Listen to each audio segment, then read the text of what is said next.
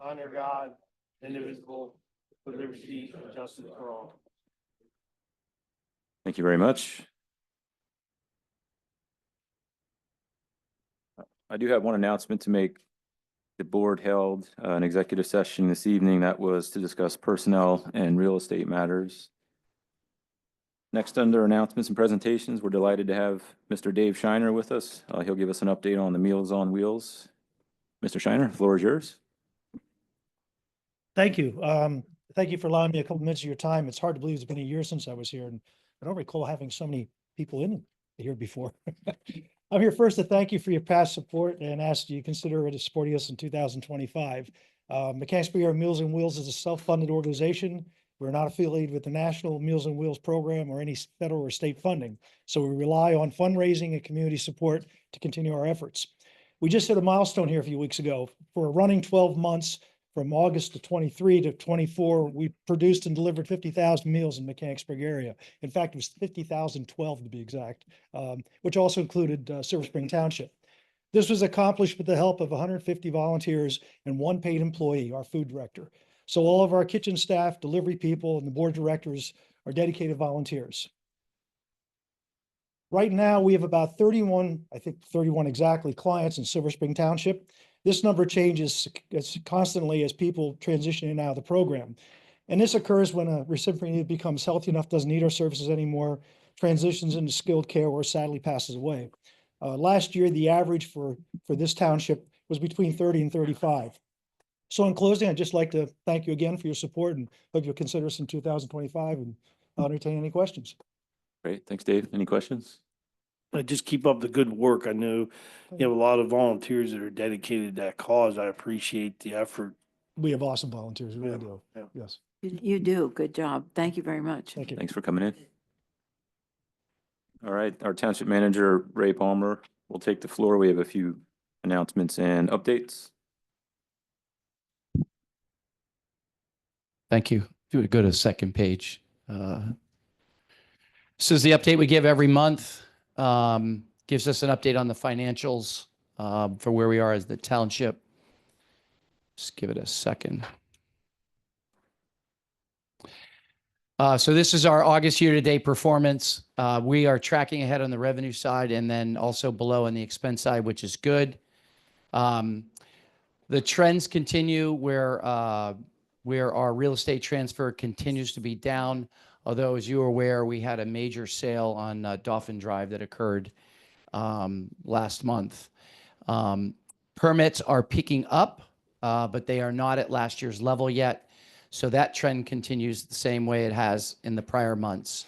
EIT is strong, so we continue to do very well there. All in all, we also are doing well on our investments in terms of the interest. I will say that I think some of you have seen some of the interest reductions that have recently happened. The banks are now telling us they will not give us as much, and they will not let us invest as long as we were prior. So we are seeing the interest rates that we received come down, and for the period of time that we invest. Let me jump in the next one. So these are just some updates here. Paul Walters Park, looks like early winter now, 25. Sewer, we've talked about. Carlisle Pike feasibility will come to you in October. Our online permitting, kind of a big news. We're going to move our on-premise over to the cloud, which will be a great advantage for our field people, field staff. And then the hemp bridge, I'll show you some pictures, and the hemp warehouses possibly here at the end of 24.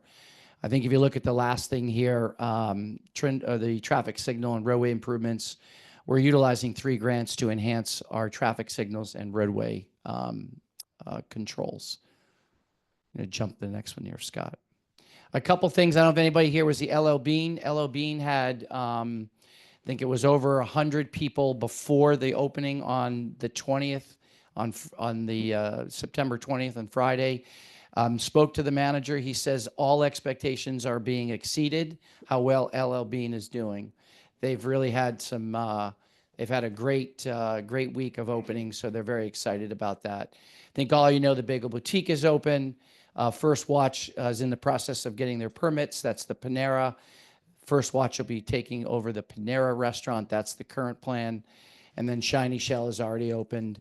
And we met with the people at Silver Scoop. People have asked about Silver Scoop. We did a pre-con meeting. They're going to try to get open by the summer of 25. So those are just a quick updates on some of the commercial. We've talked about it before, the commercial properties. We've got about 16 active and residential, about 12 on the subdivisions. Grant applications, we still have yet to hear from the state on the RACB grant. Looks like that may be some announcement sometime in October, November. We have put in for the CFA multimodal, and also we'll be putting in for the PennDOT multimodal with to try to do some things with state and Texaco. We jump to the next. So these are just some of the pictures I want to share. This was at on Friday. LL Bean, very excited about what they've done. They've been great to work with all the way up to their opening, and certainly after their opening. Their staff and their senior leadership have been fantastic. By the way, one of their regional directors graduated from Cumberland Valley and have been working for LL Bean for the last 25 years and live up in Maine. Graduated from CV in '84. So really, really great. Go ahead. Again, this was some of the crowd, the excitement. Representative Kutz was there. Really just a great energy that morning. Weather was great. Again, it has exceeded all expectations for what they had thought the store would do. So we'll jump to the next one. Keep going. That's their footmobile. There's their Shiny Shell. This is opened. I think some of you have probably used it, although this week has not been the week to use it. Go ahead. Sorry. Hemp Bridge. We were over there the other day. Continued progress. One more picture may show it better. They started to put some of the forms in for the bridge. It's been a lot of work for them. We got one more slide there. There you go.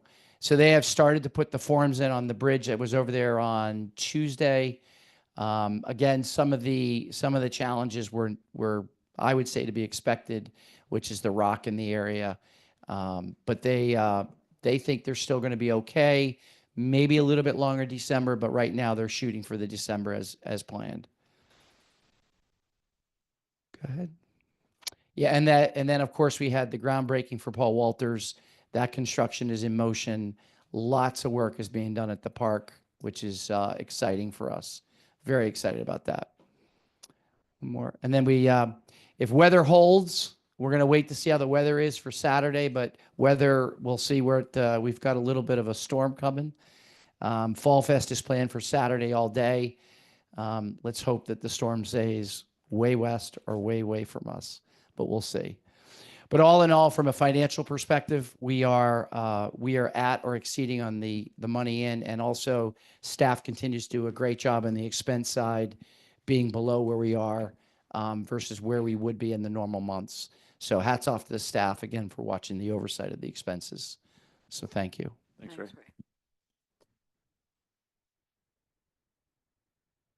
We'll move on to public comment. I'll take public comment. Make sure to come up to the mic, please. Any public comment this evening? Okay, seeing none. Anything online? Yeah, come on up. Nobody wanted to go first? I thought I was going to go at the end, not at the beginning. So okay. That's okay.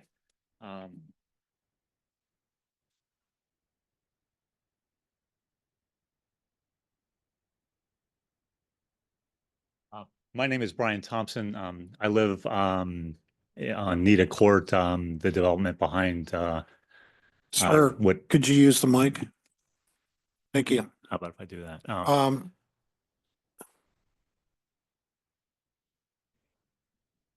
Can you hear me? Yeah, now. Okay. Yeah. All right. Thank good. you. So Brian Thompson, my wife and I and family live on 3 Nita Court development behind Turkey Hill and what used to be Rite Aid off Fortsville Road. About 3 years ago, a business in our area that builds race car engines had been getting a zoning issue for expanding their property. And there were hearings on that, and a number of my neighbors, as well as various other people surrounding our development came to two zoning hearing boards and expressed their displeasure with the noise that comes from that engine shop. And so there were two sessions. At the second session, I provided a written document as well with regard to my concerns and how I believed this noise does not comply with township noise ordinance. And if I could, just so you have a perspective, have you ever heard the noise that comes? Have you all been to the area? I have a tape from my front door. I can't do business from my front of my home when I'm on a Teams meeting because of the noise that comes in, because everybody hears it. That's how loud this is. And just to put it in perspective, I'll play one. How many feet do you live from the, Excuse me. before you start, how many feet is it from your house to maybe their property line? I actually live far away in our development. I live at the top of Nita Court. So so there are homes that are on Souter Court. Yeah. That I'm not in that area.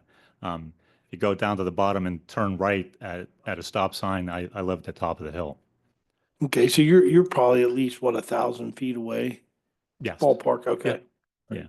So, and just for reference, this was a tape taken, or sound tape, whatever, on April 2nd in the afternoon. And I'm just I'll play one sound of this just so you can understand, and then I'll explain what really happens.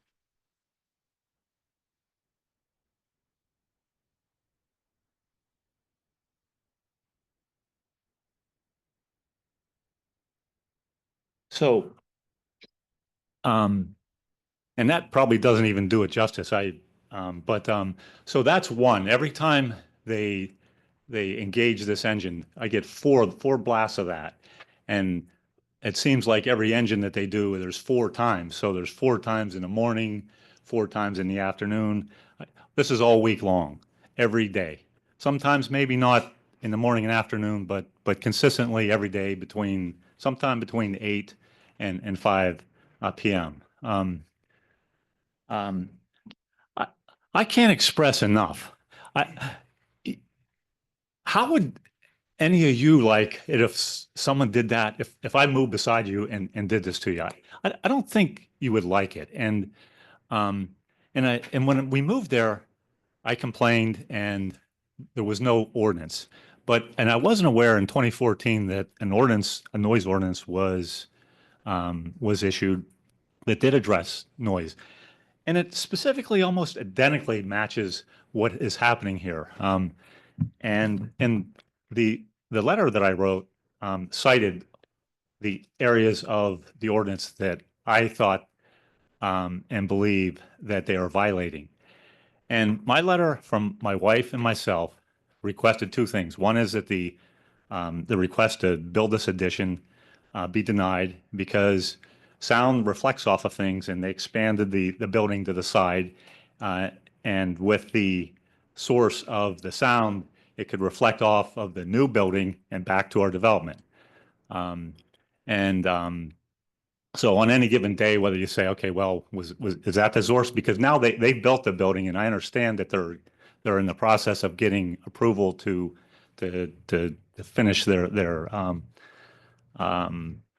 permit. And so my request first and my wife was to deny the issuance of the permit to build the addition, and second, to enforce the zoning noise ordinance. Mr. Thompson, I don't mean to cut you off. I just want to be consistent on the 5-minute time limit. Okay. I just want to let you finish your thought. I'm almost done. Okay. So, my letter that I hand delivered to the township, I provided it to zoning hearing board, and it's 3 years ago. I provided this and hand delivered this letter. I've never received a response to, neither my wife nor I received any response to this. And that went This- to the zoning hearing board as part of their hearing, right? The supervisors were copied. Yeah, on this. okay, yeah, I remember, so- I remember seeing it too, yeah. So I'm here again to request that the township take action on its ordinance and have Mr. Ryder put a muffler system, just as you would expect someone if they were your neighbor and had a vehicle out in their driveway and decided to go out and without a muffler on it, because that's what it's like. Now, these are big race engines. And the noise is extraordinary. And for all the reasons that you've adopted this ordinance is why I'm here, is because of all the detrimental effects that noise of this kind can have on people. And it has had detrimental effects on myself and my family because of what they do to us. Understood. Thank you. I live up there, Mr. Thompson. I have an idea. I'm not as close, but I hear it and I'm familiar with it as well. I just want you to know that I understand where you're coming from. I'd like to, I know there's been a lot of discussions among staff, but let us have some discussions. Perhaps we could even have you in for a meeting. And I know you've spoken with Ray and a number of staff, but more to come on it. I appreciate your input and bringing it back to our attention. So thank you very much for coming in. Yeah, Mr. Thompson, I think when he came in, or his representatives came into the board when they asked for the construction of that, I think that I might have been myself, had asked that if it warranted as part of it, that there would be suppression system installed. They were to do a test, so I think staff's looking into that aspect of it. So it's not that it's fallen on deaf ears. I think the staff knows that there's an issue there. So let's see what we can do about it. And 3 years ago, I offered to contribute money to it. And if there can be a resolution, I will even offer that now. That is how badly this affects myself and my family. I think other neighbors too, they've just given up hope that anything can be done. So thank you. Thank you, Brian. But thanks Thank for you for coming in. coming. Would you like a copy of the letter? I have it. Ray, We yeah, have Ray sent us a fresh copy of it, and we have Brian's contact info as well, right? Okay. Okay, thank you, Brian. We'll Thanks, sir. be back in touch. All right, Carl, I do have a public comment to make. okay. I probably will go beyond the 5 minute. I would ask for people to be somewhat patient with me. Well, I think we did have a few other, do you want to wanna- let's take the rest of the public comment? If you want to do that, yeah, if you Okay. want to do that before I speak, yeah. Okay, let's do that. I think we just had a couple more. Oh, a Mr. couple Rosen, I more? may have seen your Yeah. hand.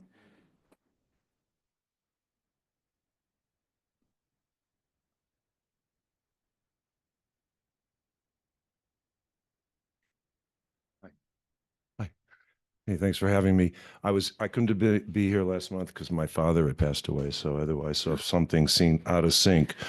But first, I want to revisit something very important. I see this new clock, and I want to revisit the cell phone issue that I brought up with Nancy, because many people have commented to me about that. Now, as you know, that cell phones are prohibited in the courts of law.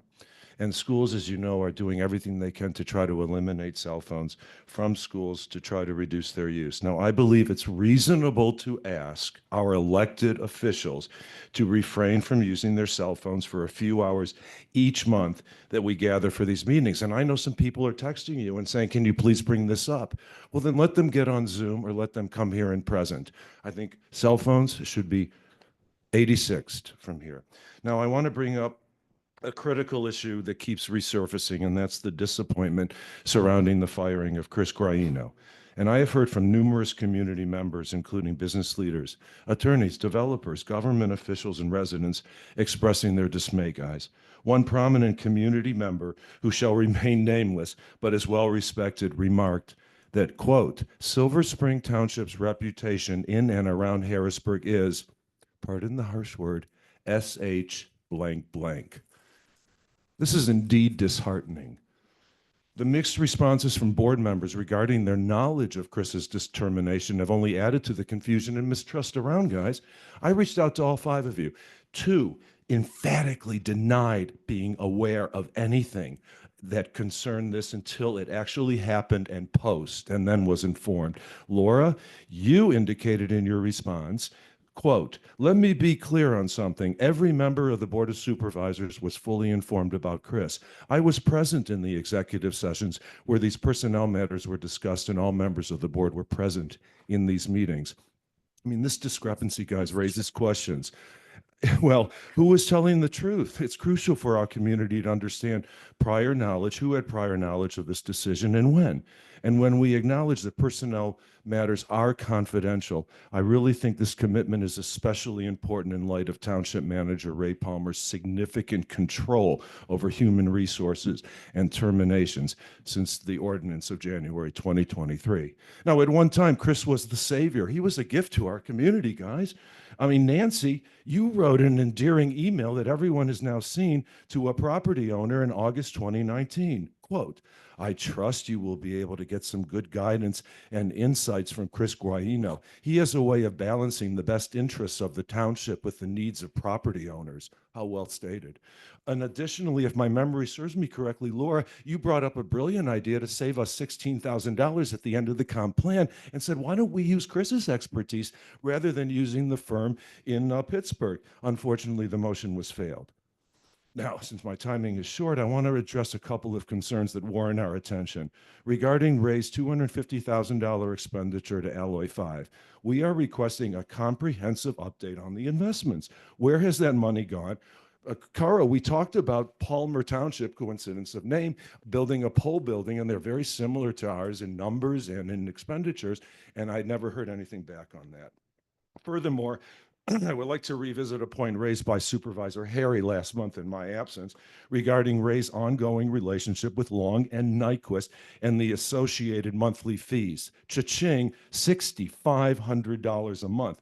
Carl, you promised that we would revisit this every month to see if that $78,000 a year was a good expenditure. I put in an RTK in March of 2024.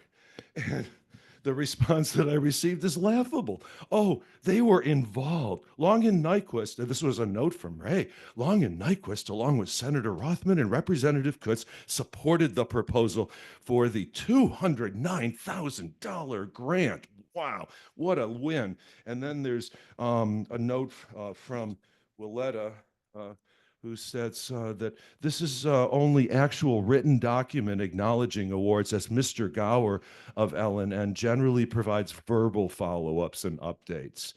You know, and this is all we get. So I'd like to know what those expenditures have done. And I really thank you for listening to me. And I have 20 seconds left. Do you have any questions or comments? Okay, I think you should, thank you for a little transparency, guys. And thank you for thinking about the cell phone. Elected officials should not be using their cell phones in a public forum like this. 3 hours a month, I'm asking. Thank you. Any other public comment? Frank? Oh,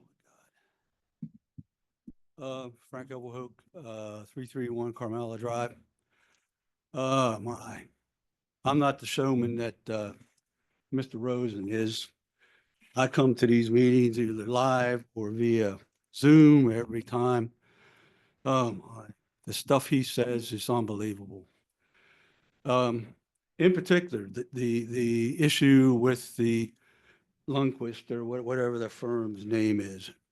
How many times does Ray have to come in here at the beginning of the meetings when he's giving the updates and tell us how much money we are getting in grants, hundreds and thousands of dollars, even over $1 million for the money we're spending on these people? Now, let's grab a first grader and bring him in here and let's take, here's the number we're spending. Let's just use pretend numbers. It cost us $5,000 to hire these people. We got $50,000 back from them. Okay, first grader, which number's bigger than the other? Come on, Rich. We all know you have a TV show and you like to be an entertainer and so forth, but it's getting old. Thank you. There's no proof of that, sir. We have not seen that. That's what we want to see. Where are the, Rich. where's the proof? that- Rich, he let you speak, please. Okay. Attack me, sir. I have every right. Any other public comment? All right, we'll take online. Mr. Lake?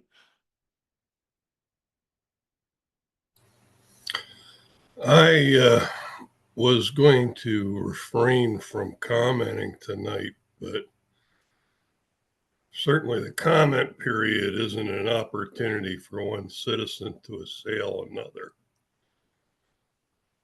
And with respect to Long and Nyquist, Todd Nyquist has referred to himself as Joe Scarnati's alternate ego.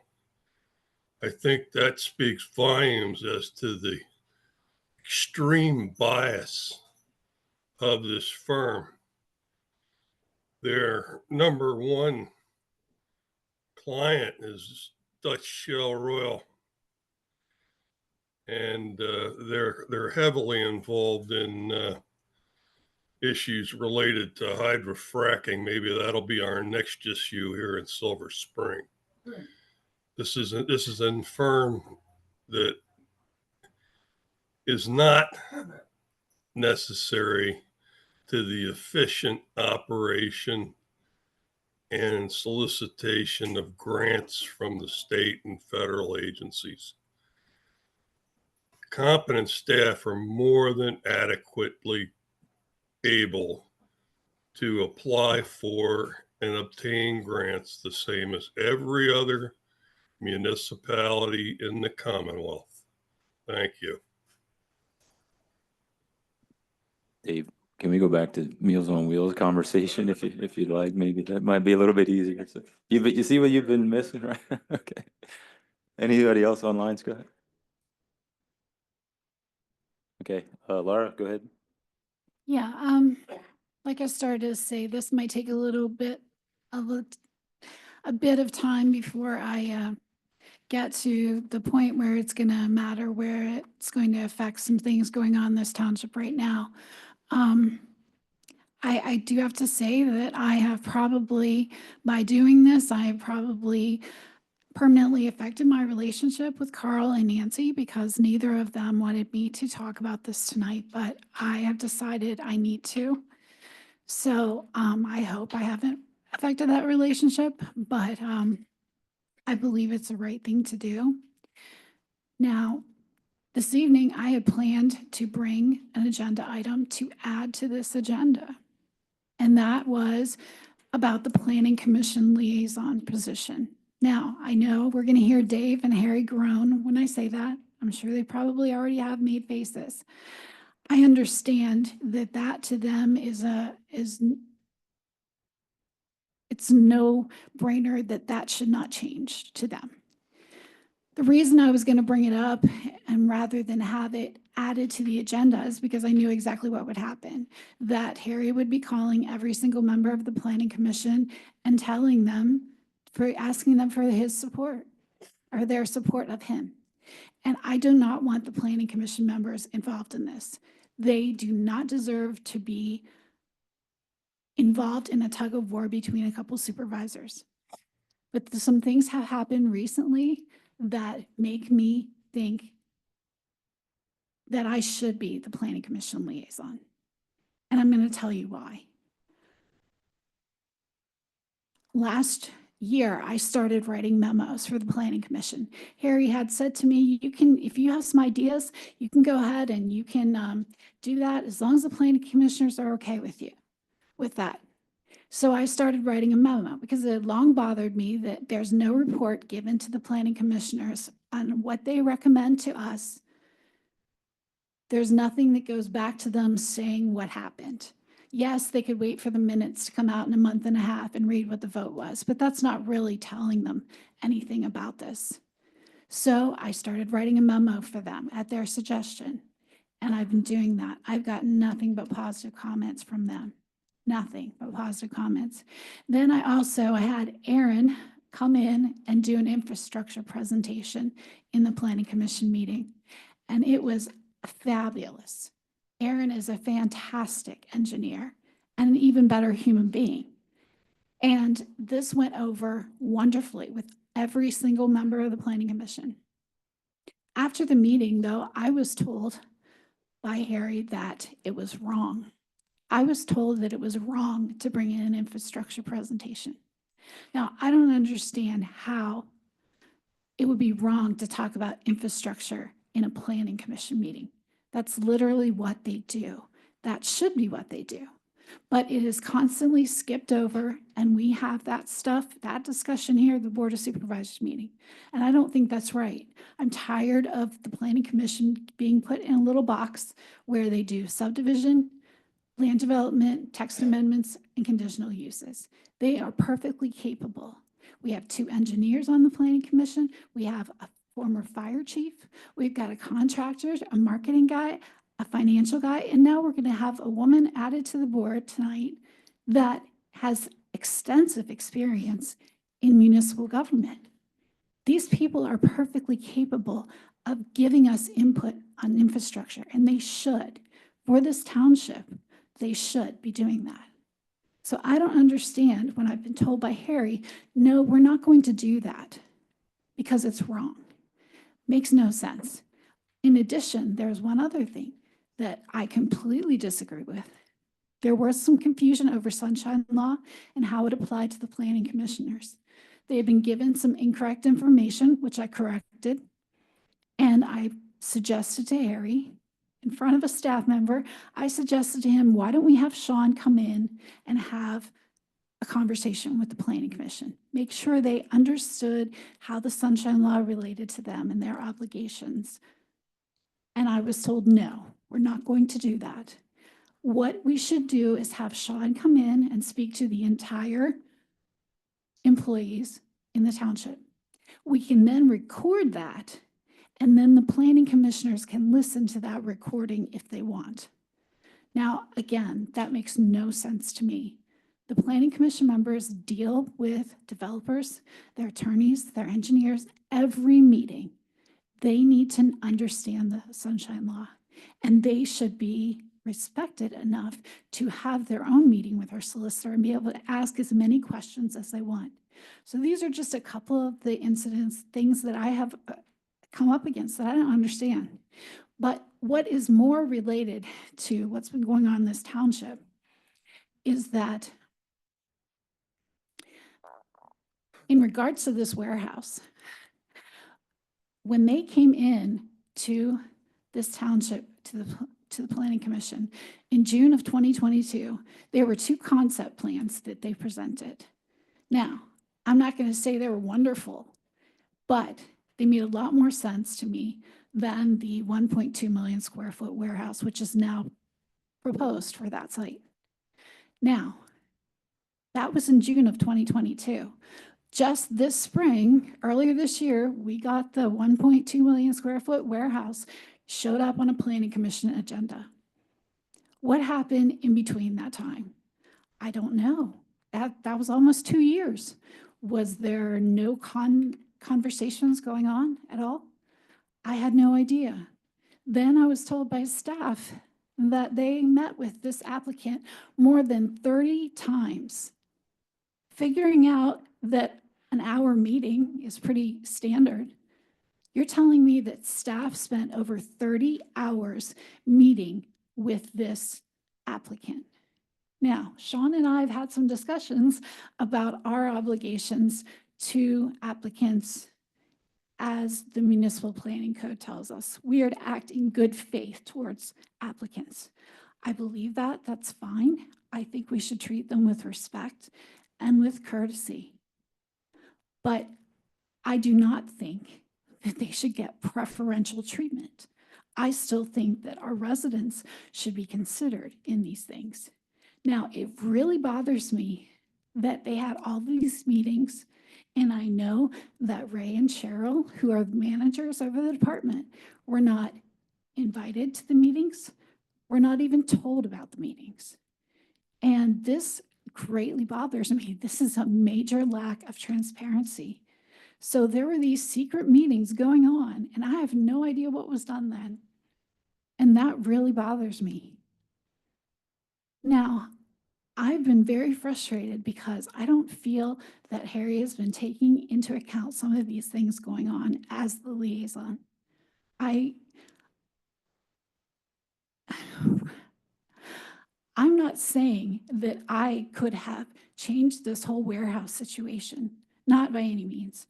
But what I am saying is if I was the Planning Commission liaison back in June of 2022, there would not have been secret meetings going on between our staff and the applicant. That's what I'm saying. And there would have been follow-up with the applicant about what was going on so that we were not blindsided, which we were earlier this year with this huge warehouse. We had no indication that was coming. We saw the concept plans and that was it. But somebody knew it was coming. It wasn't three of us, at least on this board. It wasn't our senior management staff. So I don't think that our current liaison to the Planning Commission is doing what needs to be done. I believe that the liaison should have an idea of what development is coming into the township. What parcels are being talked about? Are there concept plans? Are there things coming in? What's the status? That should be part of their job, and it's not been happening. And I'll tell you what I'm talking about when I'm saying about missing opportunities.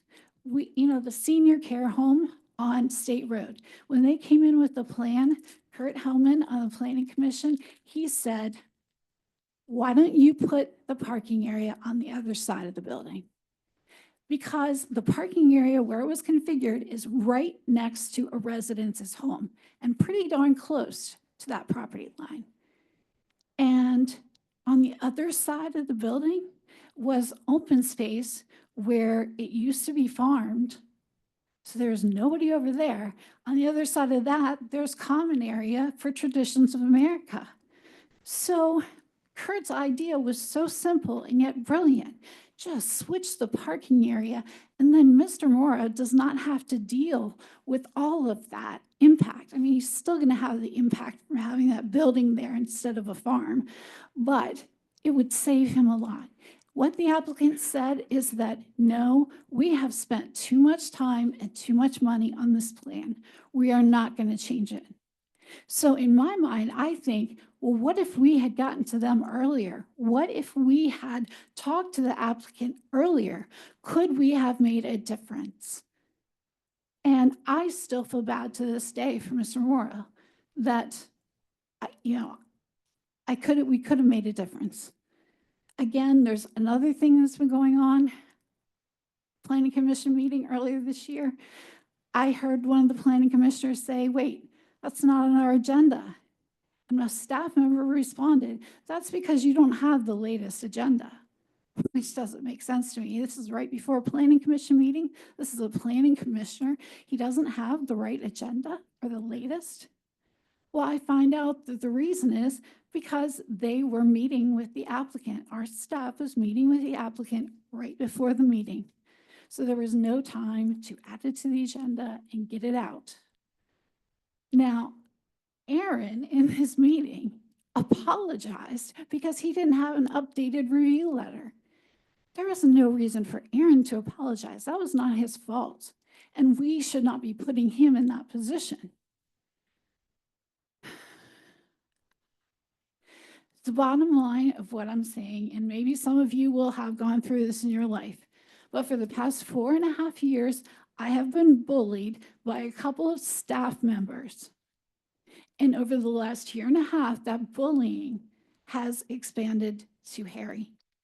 And I found out a few weeks ago that he actually bullied a member of our staff in hopes of getting me to stop sending the memo to the Planning Commission and stop talking to them. I have another email where Harry said I must copy him on all emails to staff and all emails to any of the planning commissioners. This is not right. If you've been bullied, you understand. We are peers on this board. And the reason I'm speaking now is because, one, I think the planning commission deserves a lot better. I think our residents deserve a lot better. And I want to do that. I want to watch and see what's going on. And if there's a way that I can mitigate the impacts of development, I want to try to do that. That's what I've been trying to do. And it has been very frustrating. Now, like I said, I don't know what the impact of what I'm saying. I'm sure that Harry and Dave will be very upset with me. But I really feel like I have to say what is true.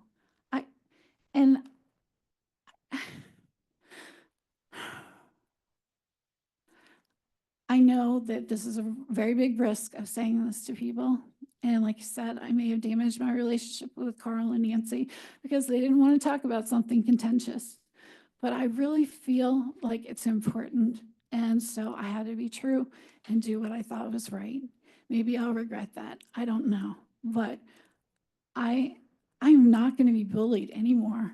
Not by anybody on this board, not by any staff member. And that ends now. That's what I have to say, Carl. Thank you.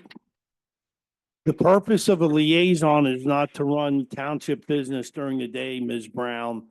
I was the planning commission liaison for 11 years, and I did not get involved in staff operation. That is not the purpose of being a liaison. It's to be at the meeting in case there's an issue that arises or you see something. You're not to be involved with the operation. They're an independent recommending body that you're not to be influencing.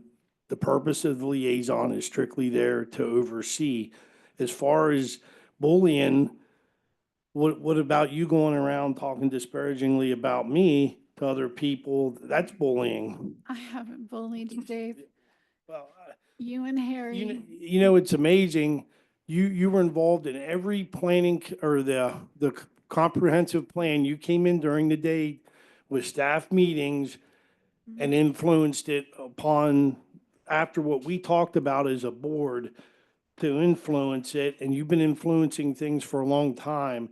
Don't play it like it's other people now because it's election time. This is all self-serving. Oh my gosh. That's Laura, ridiculous. That's I'm going to ridiculous. respond to one of the things. The other thing is, if you have emails from me that says that I'm bullying you, I want you to produce them. You need to produce them. I Mhm. want to see them Okay. because they're not there. And the other thing is, I was told by Chris a while back ago. Mm. He told me, well, I told you that it was great that if you wanted to come to the meetings, like anyone else, any of the supervisors could come to the meeting. Mhm. Chris told me that, well, I told you that you needed to go to Chris and Scott if you saw something and then run it through them since they are the staff Mhm. to go through them. That didn't happen. You didn't do any of that. And Chris would tell me that because you went to the attorney about different things, you were working on his budget. And he said he had a budget that he had to make sure that things got through and you were going behind his back. Now you're telling me you didn't do that. Harry and Laura, if I could, I'm trying to balance. I think it's important that we have this discussion. I just, at the same time, I think some of it maybe needs to be one-on-one as well. I'm with, I'm not, I know, I'm not trying to be unfair. I know. I let you guys respond, but sooner or later, we got to move on, guys. This is a conversation that needs to happen. I'm not trying to shut you down. I'm just simply saying, I think some of these, there's clearly a breakdown in communication amongst us, right? I Well, mean, then you that's need to obvious. tell the truth. I am Because telling the truth. No, you're not. I do not lie, Harry. You're not I've telling the never truth. lied. Guys, I would propose we do have business we have to take care of. This is important. This was wrong. I know this is important. I think we got to keep things moving. I think these needs to be some conversations amongst board members.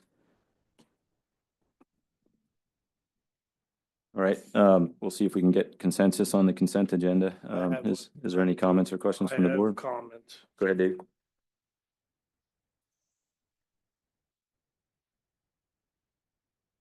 The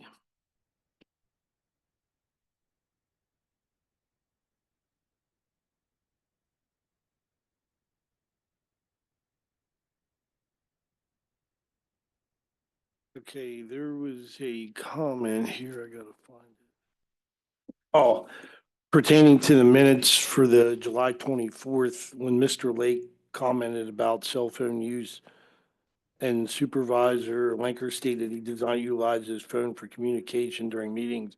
I'd like that changed. That I pretty much said that I only use it for maybe researching or looking up something during the meeting.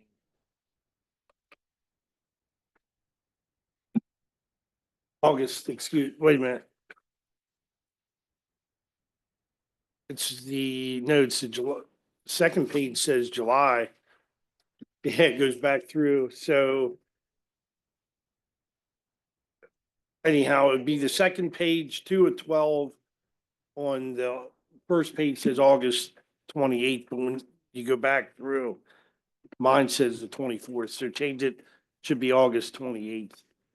The other issue, I had a question for the chief. On page for Sioka Dodge, there was or Chrysler Dodge, there's a $7,494. Was it, they just put a torque converter in that vehicle for $7,500? That's a PW truck. Oh, okay, sorry, chief. Nope. I was gonna say, wow, That is that's truck 10 that we talked about during the budget. okay. I was gonna say for a car, that seemed like a lot of No. money. Okay, Yep. that kind of explains it a little better. I was like, wow. I mean, if chief wants to pay for it, then You two work at it out. The other question, Tyler, there was 82 ton of material on the Pensy invoice for Woods Drive. Yep. Is that the west side between 114 or? No, we did patchwork on the east side there in front of Carmela and Walden. The road was starting to crumble apart, and That's fine. Yeah. I just was double checking Yep. on that.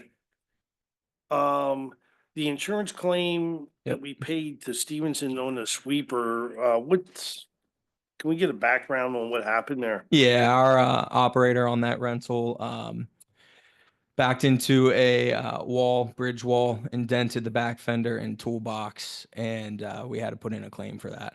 All right. The last question I have pertaining to the invoices, cell phone bill for the summer camp number one, $114.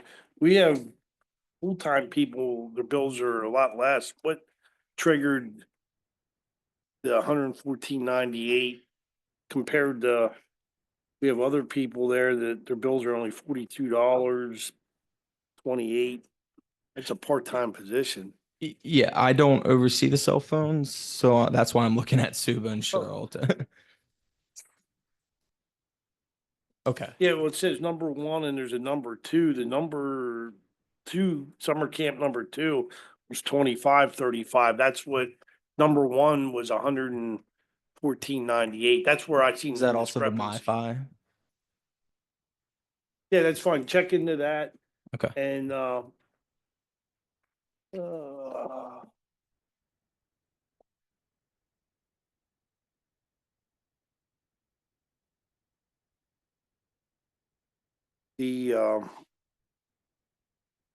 is the expense approval for the retainer agreement for Woods Drive, that's on the consent agenda? For Woods Drive, so we did a agreement last month to just speak about the road on the west side of Woods. Tonight, there's a supplement to include the intersection of 114 and Woods is into that. Is that in the consent? No. No, that's under expenses. Okay. for Under new expenses. business. Yep. Okay, I'm sorry about that. And, okay, that's all I have then pertaining to the consent agenda, clarifications. Thanks, Dave. Any other comments or questions? I look for a motion on consent agenda. Motion to approve. We have a motion. Is there a second? Second. All those in favor say aye. Aye. Aye. Opposed, if any. That motion carries. That brings us to public hearing. We have conditional use 2024-1, and I believe we have a representative this evening, sir. Good evening. My name is Scott Akins with Akins Engineering, here to present our conditional use request this evening. Property owner, Mr. Carlos Vaca, is here with us as well.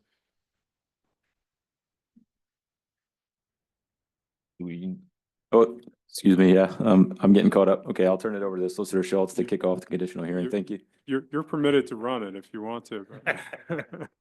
I'll have Scott, everybody, could you again give the names for everybody who might be sworn in then? Sure. Mr. Carlos Vaca, the property owner, VACA, Mr. David Boyer, building engineer. Okay, and if you all raise your right hands, be sworn in. Do you swear or affirm to tell the truth in the matter proceeding?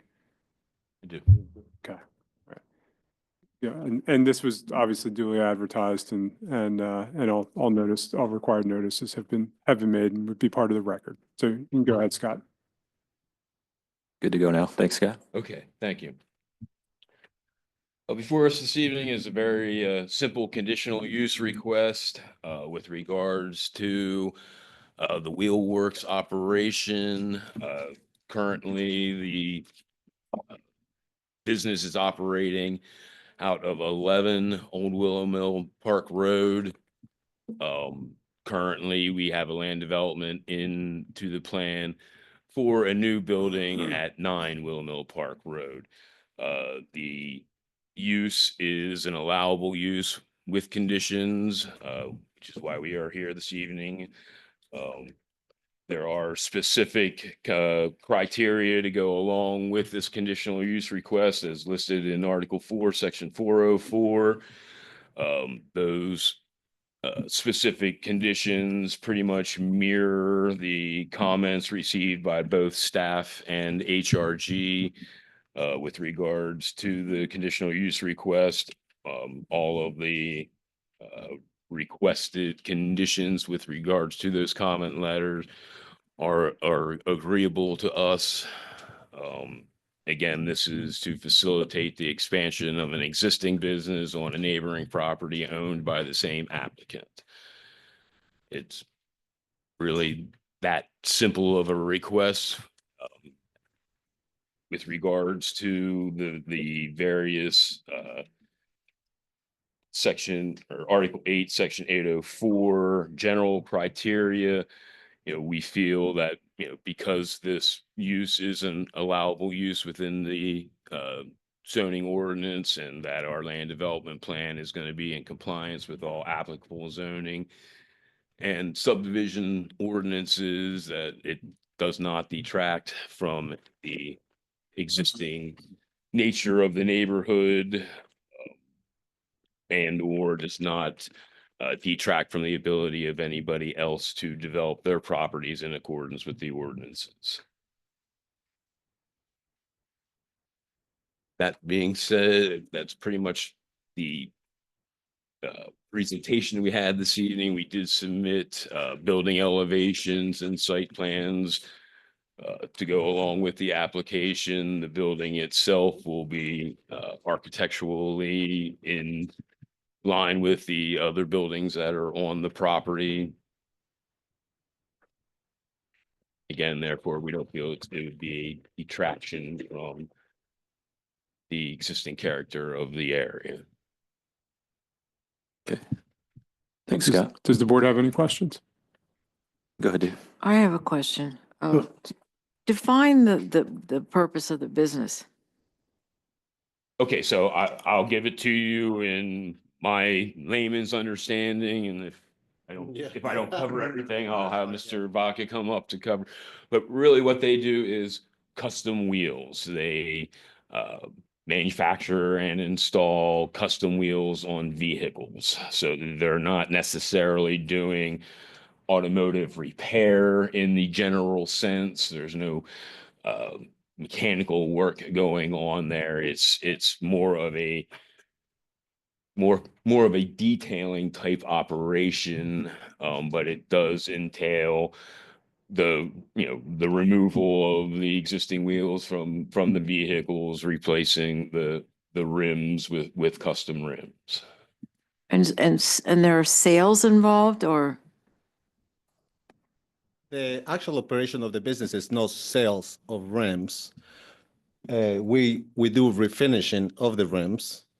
So that's what is currently is going on at the 11 Old Wheel Mill building. 95% of our business is with the dealerships in the area. So we repair their wheels so that they can certify their vehicles. The purpose of the new building, what is proposed, is so that we can use it mainly like as a storage for our vehicles, because currently they sit outside. And we had people vandalize the vehicles in a couple occasions because there is no way for us to store them, to park them inside. Along with that, the purpose of the building is also to expand, because it's mainly on the reconditioning of the vehicle. So we like to offer service like a window tinting to the customer, the current customers, because a small portion is also directed to the retail customers. So who mostly is your customer? Like I said, about 90% of our customers are from Falconer, Sound Motors, Rahal dealerships. So I wouldn't Basically, like bring my dealerships. car over and get new wheels They- if I. Right. Yeah, I mean, you wouldn't buy new wheels from us. You'll buy new wheels from the dealerships. We will repair the wheels to be able to save you the money, Okay. to replace them, basically. Okay. It's an industry that really is brand new. Nobody knows about it, And, Well, now we have know. a number of people that know about it. So yeah, I mean, we do powder coating, color changing on those, that's kind of like customizing the existing wheels on the vehicles, Okay, thank you. basically. Yeah. Dave? That brings up a question. So like if they're bent, you straighten them and that sort of thing, right? Right, From yeah. accidents, Yeah, okay. yeah, absolutely. All right. Question, this is probably for Scott. The properties to the west, I was looking at the elevations on the plan there, and I don't know if I was missing it. The elevation of the west side of that property will stay current or consistent, that the stormwater has a place to infiltrate or either flow or convey? Correct. So currently, the stormwater regime of that property is that the water flows from the west of that property through the property, continues across 11 Willow Mill, across the road, and then down over the embankment to the Hoagstown Run. So everything that we have designed is to keep that stormwater regime in place. Along the west side of the building, we will have a collection swale that'll direct the water around to the north front side of the building into our proposed basin. And then that basin will then discharge across into the Hoagstown Run. Okay, the 11, the structure at 11 Willow Mill, that has historical significance to the township. That was at one time a township building for the township in the early days. That is not going to be demolished. You're going to utilize that as well as the new shop as well, Correct. right? Okay, Correct. all right. That's all I had. Harry, go I ahead. do have a couple of questions. You're probably going to be working with chemicals. So true? Not at all? Not any more than what we are now. It's really ounces that we use. But like I said, the purpose of the business of the building will be to add to our existing business, such as, like I said, window tinting, maybe detailing. There are a couple of requests from current customers that we had, so we looked for the opportunity to do that. So you won't have any chemicals? Right, that is Okay. right. That is correct. I mean, in the minimum, like cleaners and things like that, lacquer tint. And how would you capture the chemicals? So we currently store it, and we have a clean, what is it called? The recycling company, I can't remember the name of it, local company, that comes up around like twice a year. We store it on like 55-gallon drums. It Okay, takes but about like 2 years for them to come out and collect. Safety clean? Safety clean, I'm sorry, Yeah. yeah, safety clean, yeah. it won't go in the local stream or anything? No, like that? absolutely, no. Yeah. The other thing I had was you're gonna probably have some delivery of vehicles and stuff like. They do mean, that now, yeah. From the How will dealers. that affect traffic? Like I said, it won't, I mean, unless there is more dealerships in the area, we already like maxed out on everything that we do, because we do every single dealership, all the way from Freisinger's to Land Rover down in towards Carlisle area. You know, so I mean, they do bring their vehicles whenever it's needed, usually, you know, sold vehicles, used cars. Okay, things like when that. you're straightening or pounding out whatever, how will that noise affect the people around that area? Well, there's really no pounding, thankfully. But yeah, we use hydraulics. So we heat up the wheel in this case, and we use hydraulics just to press up and down to massage the inside of the wheel based on where the damage is. Okay. Are you going to have any storage for damaged vehicles at all? This is just Well, parts? yeah, we're not a body shop, so, you know, we don't keep vehicles longer than we need to. I mean, dealerships, they want their vehicles done yesterday. So, you know, we try to get them in and out within 24 hours. Okay. Okay, thank you. Yeah. Laura? Is there any intended use for outdoor paging system? Like where you would be trying to get someone from outside, trying to get their attention for phone call or for something? Like, you're talking about employees? Yeah, Oh. or, yeah. So she's asking if you have like a speaker system to announce that somebody might have a phone call. Yeah, I just No, was I thinking mean- of the residents nearby, just making sure that there's no noise that's gonna be, No, I mean, the only impacting phone, them. I mean, every employee has their cell phone, right?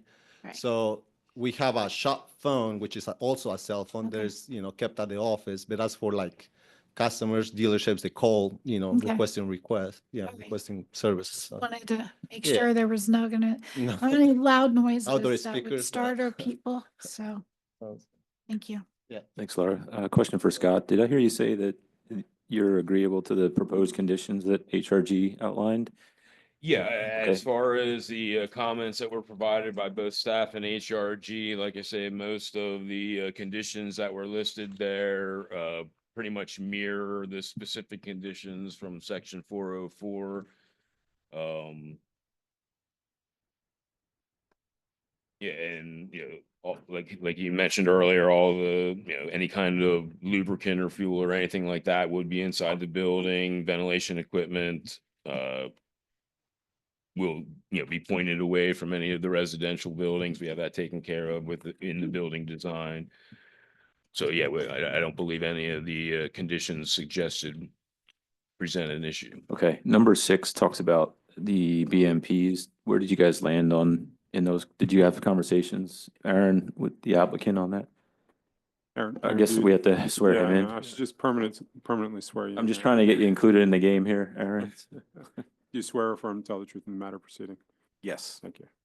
No, I don't believe any specifics have been provided, but they have been agreeable to the condition itself. So if Okay. you do want any specifics, though, we could discuss them tonight, or Scott, if you have any you want to propose tonight, that's okay too. Have you guys reviewed that proposed condition? Are you aware of that? I did see the proposed condition. I don't believe that there'll be any issues incorporating any additional BMPs into the design to help with that particular Okay. issue. So that section, is that where it's 305, if I remember right, Aaron? I can't remember how that. Yeah, section so reads. this is actually, it's odd. It's stormwater controls, but it's actually part of the zoning ordinance. And it talks about hotspot uses. And while this may not be a hotspot, I think it's kind of debatable either way. This condition essentially says, yes, it is a hotspot. And because it's a hotspot use, you'll add some additional water quality BMPs as if you were expanding impervious areas under other criteria. So regardless, what it means is like maybe a water quality insert in one of the inlets that might receive, flow from the parking lot, something like that. Okay. That's all I have for now, Scott. Thanks. We don't need to list the conditions, right? If they're already in. Maybe I'm going to ask a question about the conditions, but I wanted to make sure the board has all their questions answered before I jump in. I think we're good. Okay. Scott, it was sort of you think you can do number 6. I just wanted to make sure there's some clarity on that. One, as far as leave 6 aside for now, all the other comments and conditions of the letters, those are acceptable to your client? Correct. Okay. And then number 6, the way you phrased that, just want to be clear. It was sort of I forget exactly how you phrased it. You believe that you could implement the BMPs. Is what might be the obstacles to that? So if we need to sort of work and massage that the way you massage the wheels. That we make sure we incorporate that. Right, so as Aaron mentioned, something like water quality inserts are, you know, an easy addition as far as BMPs go to make sure that we can adhere to that condition. Okay. If it would be all right with the board, perhaps the condition would then be just simply the utilization of water quality inserts or equivalent per review of the township engineer. Would that be acceptable, Sean? As long as it's acceptable to the applicant. It is. Okay, there we go. Okay, that's that's all I needed. Is there any follow-up from the board? Okay. No. Then, Mr. Chairman, you may close the hearing. Okay, with that, I'll announce the closure of the hearing and I'll look for a motion.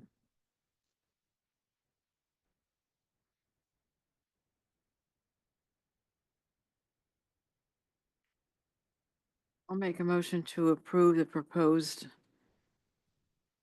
automobile sales and automotive service repair facilities and automobile sales storage lots.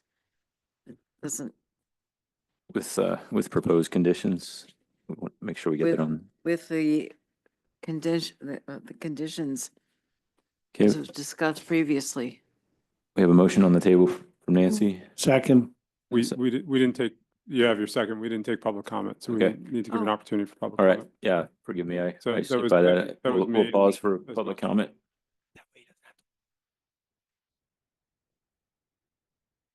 My name's Neil Swigger. I was 6582 Carlisle Pike. How big is this swale going to be? It's going to put in beside the building? 8 footage wise. The swale bottom itself is 2 feet. It's No, I about, know the diameter of it. I'm sorry. How big is it going to take up how much footage?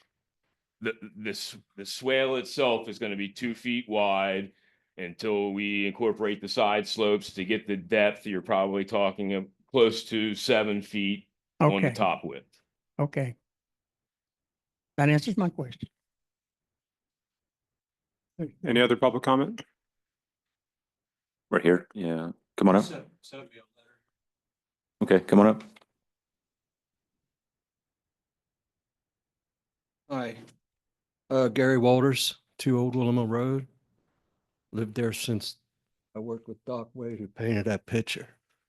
So I've been here a while, seen the changes. My concern is the traffic with the bagel shop and the increased traffic over the years is the traffic on the old Willamette Road. They closed that road, as you know, to put in the new Willamette Road because of all the accidents and everything, but I was just concerned about how much more traffic is going to generate. Right now, it doesn't seem to be too bad. But I just want to know basically what the hours of operation would be. And they said they weren't going to make a lot of noise. You know, it's not like a regular automotive shop, so that shouldn't be an issue then. But I was more concerned about traffic and the impact on the area, you know. Okay, thanks. Yeah, let's give the applicant a chance to address that. Okay, Thank you. sure. The hours of operation is Monday through Friday, 8 to 5. As far as traffic goes, like I said, I mean, we're already dealing with all the dealerships in the area, and they bring a lot of the cars to us. We also have mobile units where we go to the dealerships to avoid the transportation issue that sometimes causes that. So, however, you know, they're bringing the cars to us, so it hasn't changed. I think we got in the building in 2018. I will say yes, probably going to increase a little bit. How much, I don't know. Like I said, we deal only with dealerships for the most part. 85–90% of our business is with dealerships. So, you know, some cars need repair, some cars don't. So we can't really judge that, if that makes sense. You know, as far as the repair part of it, you know, like I said, we're not a mechanic shop. Therefore, we don't have, I mean, we have in the proposed there for one lift, and that's just to work in our personal vehicles and maintenance. And as far as that, the rest of it is just regular cosmetic repairs. So How many more employees are you going to have with the addition? That's from me, Scott. Supervisor Lanker up here. Yeah. Oh, wow. How many, like, So with I the, could've- yeah, there's a ghost in here. With the, expansion, are you proposing to double your like workforce or? To be honest, Fancy, I right? will prefer not to. I will prefer, you know, get my guys a little bit more efficient in what we do. Right now, there's only 2 or 3, including myself, where we're able to do everything. Okay. The rest of the people there are like helpers. So our goal is to train everybody to be as efficient as we can. However, I mean, we like to grow a little bit more too. Therefore, you know, if we can have, you know, another 2, 3 employees, I think that will cover most of our bases there. If it helps with the traffic question as well, granted, this use is unique and doesn't necessarily, I think, match anything in the ITE trip generation manual, but still picking the closest one, I just ran the calculations. You're looking at about 20 total trips added throughout the day. So the traffic wouldn't be much, but granted, it is a unique use. Okay, any other public comment? Come on up. Hello, my name's Brad Westhaver, 6604 Carlisle Pike, since 1964. I don't have a problem with the Wheelworks. They do a really good job on their vehicles. They let them outside though, over the weekends sometimes, up on blocks. Are they going to put that inside the buildings, the vehicles inside the buildings? That would be a good thing to know. Also, it says automotive service, repair facilities, and automotive sales. Why sales? Doesn't a dealership have to have sales? I mean, don't they pay for that? Isn't that something that has to be approved? Where are they going to put these vehicles? Are they using more than the allowed space for buildings and vehicles on their property? I don't know. I just think we have to look at that a little bit more thoroughly. Also, are they going to pave the alley behind them any distance up to the end of their property? Because right now their vehicles are staying outside the building. And if it's windy or dirty, they have to admit they get dust and stuff on them. Are they going to actually pave that? That would be a good idea. But these people aren't bad. It's just that I need to know what they're going to do. I need to know. Thanks, Brad. Thanks, Brad. If you could address a few of those. So as Mr. Vaca said earlier, the main intent of this new building is to bring those vehicles that are sitting outside under roof, so that won't be what's happening there anymore. As far as the alleyway paving, we weren't proposing to pave the alleyway. We're not proposing to use that alleyway as access into this new building. And again, if we are able to move all of the vehicles into the building, then the dust and whatnot won't be an issue for that anymore. Well, there's one other thing. But I question how much of the property space are you using covering with the buildings and the cars? Because I have a limit in my property, how much I can cover. Right. So by ordinance, you were mentioning also about automotive sales. Yeah, it's So that's just the general category that this falls under in the zoning ordinances. There's no anticipation of auto sales happening on this property. It's just the way that the section is So you're worded. saying you will not do automotive sales? if I will get into the auto sales business, I will be competing with 90% of my customers, which is the dealerships. That wouldn't be a good idea for me as a business owner to do that. Yeah, no, I understand. That's a legit question. And as far as the vehicle sitting outside, during the weekend, we try as hard as possible, believe me, as the owner, to not have any car sitting outside apart from the business vehicles. If there is 1 or 2 cars that maybe might sit outside, is something that has been out of our hands to that point. But that will be like, that's very, I mean, we try, trust me, we try, because weekends, that's when more people come out and, people walk back and forth. also, I seen children, I have cameras, so I seen children. So, I'm always very cautious with that.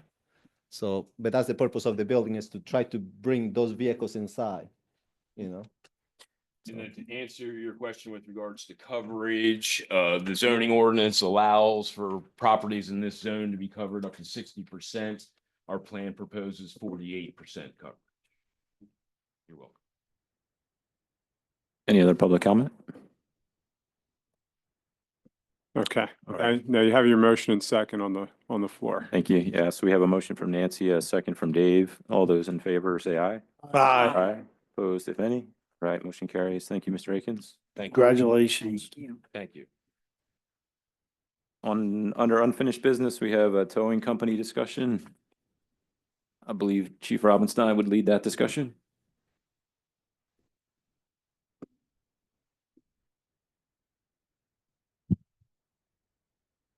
Okay, before the meeting, I laid a updated packet for everybody. It's identical to what was sent to you in your Friday packet, except two of the red columns are now black. They were updated by late submitting customer or companies. There were no extravagant changes from what they had given us in February. So I guess, and I'm going to lean on Sean a little, we go back to his memo from several months ago about how the board wishes to proceed. Do we want to try to bid out the service? Go ahead. Yeah, I don't know if do you happen to have my memo in front of you? You do. So that on page 2 laid out, I think we answered number 1 at the beginning in the summary that you want to go forward with this. Page 2 has those three options, and I can read them aloud if that would be helpful. Sure. Yeah. Okay. So one is bid out services specifying pricing that we expect based on feedback the chief has received from towing companies that you now have. The upside to this is that we will potentially be able to establish a pricing structure we prefer. The downsides are that we may have no bids if we misjudge the market, and it may be more challenging to get more than one company interested in taking those prices. We bid it out as non-exclusive in such a way, this is number 2, in such a way that we allow ourselves to take the lowest conforming bidder's pricing and offer other companies to match that pricing even if they initially came in higher. This allows us to establish a low baseline and allows us to use the competitive market to entice other companies. And then 3 is we bid out a non-exclusive contract that allows us to tie companies into their own pricing. Some may be higher than others, but we could then select those that meet a preferred reasonable range of pricing and bind them to that pricing.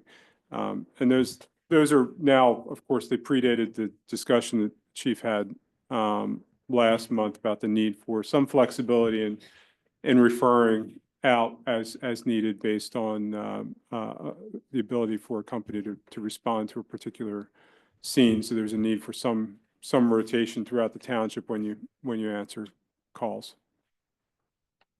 I have a question, Chief. Are all these companies currently towing for us? Because where's CNC from? I don't know the exact, I thought they were closer to the Camp Hill.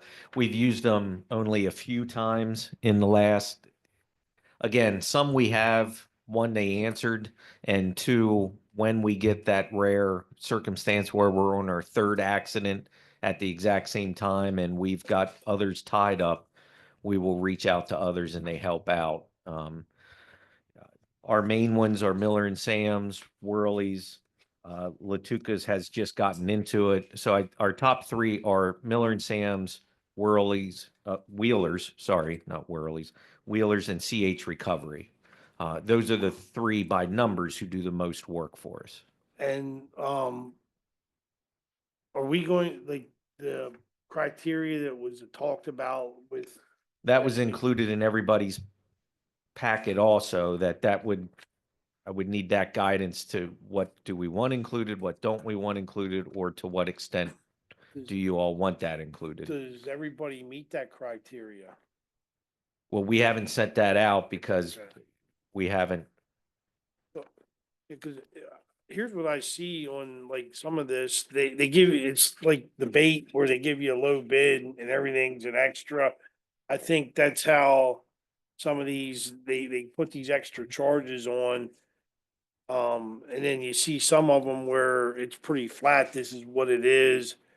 And then, you don't have a lot of other related charges. I see a lot of these, they have a lot of charges, but it's that low price. I think that's like, we ought to standardize, this is what you can bill for, or the standard tow includes this.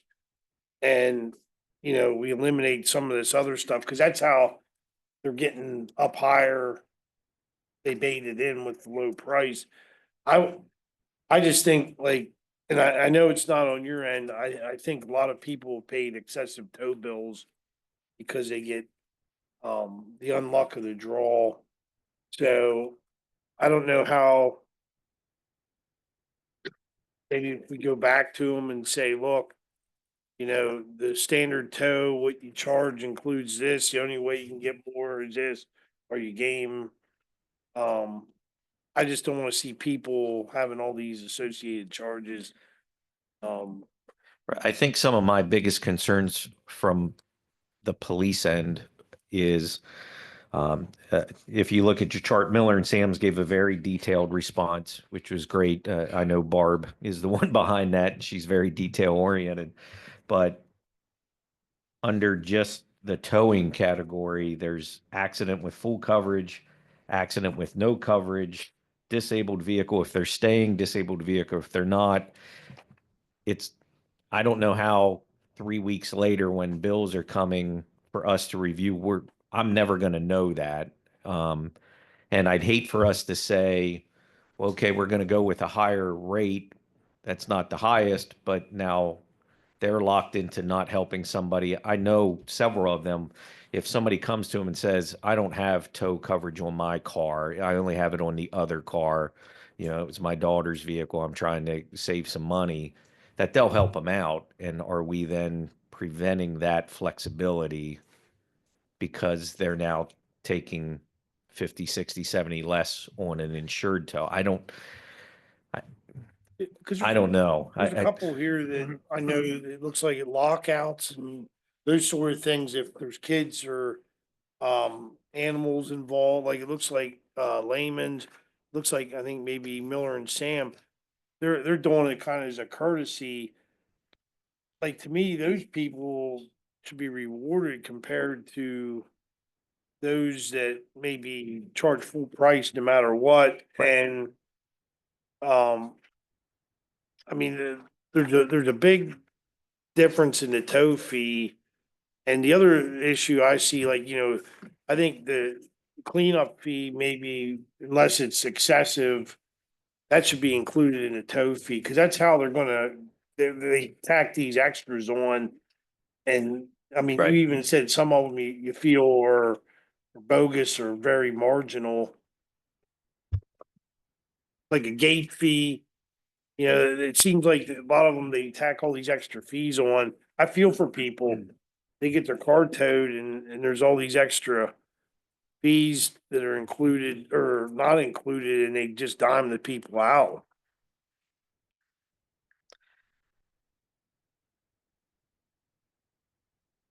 What are you proposing, Dave? You have a proposal on the bid? What I'm saying is maybe the chief needs to talk to him and say, we want an inclusive price to eliminate some of these other fees, and then, like with the storage, like the gate fee and all that should all be included in a, daily fee. And that's it. We could eliminate a lot of these, probably, extra charges, and then it's inclusive and can go from there with the pricing. I just think this will give them a way to backdoor it again, some of them. I think if the board is willing, if you look over the separate page that was included, the towing program items, which were from Supervisor Lanker and I's discussion on his suggestions, and they're just there for us to discuss. And if there's any there that look good that the board wants included, if there's any that they are like, no, I think that's going too far, that way I can work off of that with these companies and say, here's what we're going to want from you folks, if you want to be called by the police department, again, this is only for police initiated calls, accidents, abandoned vehicles, blocking roadways, things like that. Anybody can use whoever they wish on their own time. That's entirely up to them. That's not what we're suggesting. This would only be for my officers to know, here's who we should be calling. And if it's more than one, how do we do that fairly?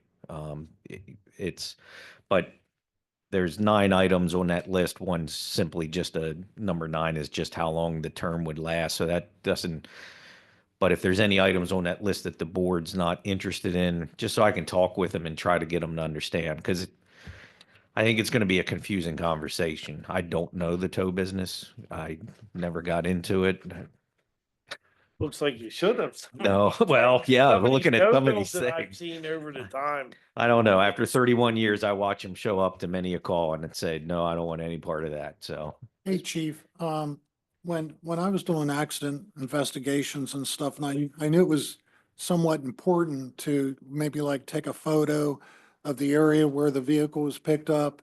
That would alleviate any questions about, oh, well, you know, it wasn't there, it was someplace else, and you're charging me for the distance from X to Z or something, or a mark on a map, whoever's picking up the car. That might go a little bit beyond, but sometimes the more you have, the better off. yeah, I think most of those would be documented even unintentionally through both our dash cams and the responding officer's body cam. We're going to see that initial, even before the tow company's called, that we can say, okay. Here it is and there it is. Yeah, I think talking to, getting some guidance from you folks on here's what we want to make sure we're addressing with the companies, that I can talk to all of them with, even if it's a semi-flexible price range, but we also need these conditions met. And if there's any issues that they know, if we have complaints or concerns from folks, it will be addressed, and that could cause, I don't know, a time where you're not on the list of being called. Right. That's Chief, can we maybe just back up and, let's require can we just audit a couple invoices? Here's what you told us you were going to charge. Here's what you charged. And if there's issues, let's address them. I'm not sure if this is a widespread issue or not. I haven't been really close to it either.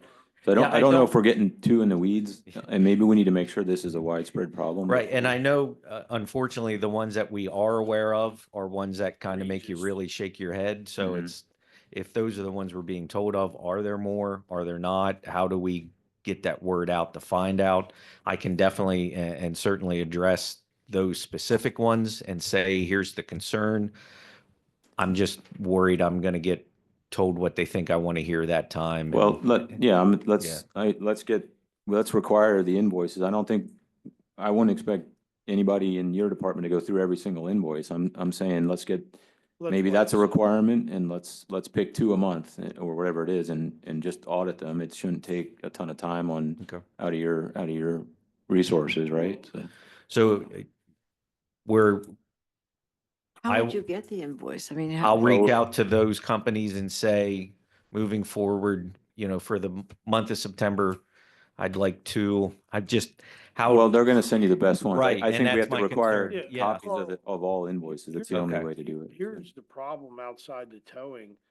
When I use the word impound, but they store a wrecked car.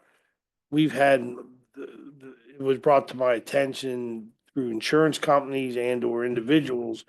We have an issue where, I'm not going to be in town 5 days, or I'm not going to be around today, tomorrow. They draw extra out. So those types of things don't come up with the invoice. I think it's a lot bigger than you think, the problem. And I think if we standardize things and then they go outside it, where the chief has, what if we just send a letter and say, these are our expectations, and be relatively vague? And Sean, would you envision the bid option to include some of the standards that Dave and chief had come up with? Yeah, yes, Right, that would be. we had discussed some of that Okay. before that it would include those. Can we pull out, yeah, I mean, I don't want to go one by one, but let's pull out the most reasonable that make the most sense. Maybe we can get those into that number 3 proposal bid option. That way it's a standard formal process. We're not picking one, we're not holding anybody to it, but we're saying this was your standard. You're sending us your invoices, even if, let's say we do that for 6 months or a year and we're comfortable, chief, we can maybe back off of that requirement. Okay. But I think let's set a standard, let's audit it, let's make sure that it's clear on what our expectations are, right? And I think we can get a hold of it. Just trying to get us moving forward, guys, if that makes sense. I'm thinking out loud, so. I don't think it's gonna change anything. I think we have to have control. We're calling these people on behalf of people sometimes going to the hospital by ambulance that don't have the opportunity to speak. And I think we have to do our due diligence to make sure they're not being overcharged, which has been going on. What if we, I mean, along the lines of what Chairman Mockamer suggested, you do number 3 and we just do it for a year, see what we get, see what kind of traction we get and what kind of transparency we get, and then come back and take a look at it and see how we want to handle it going forward. If that seems to be working, keep going. If we need to tweak it, then tweak it at that point. Does that make sense? I'm comfortable with that. And I spoke my piece, so when people are disgruntled, I know who to send them to. I think I'm trying to agree with you, Dave. I'm just trying No, to get us through a I consensus agree, here. but the problem, how are we gonna do the rotation? Are you still gonna call everybody on this paper or how you?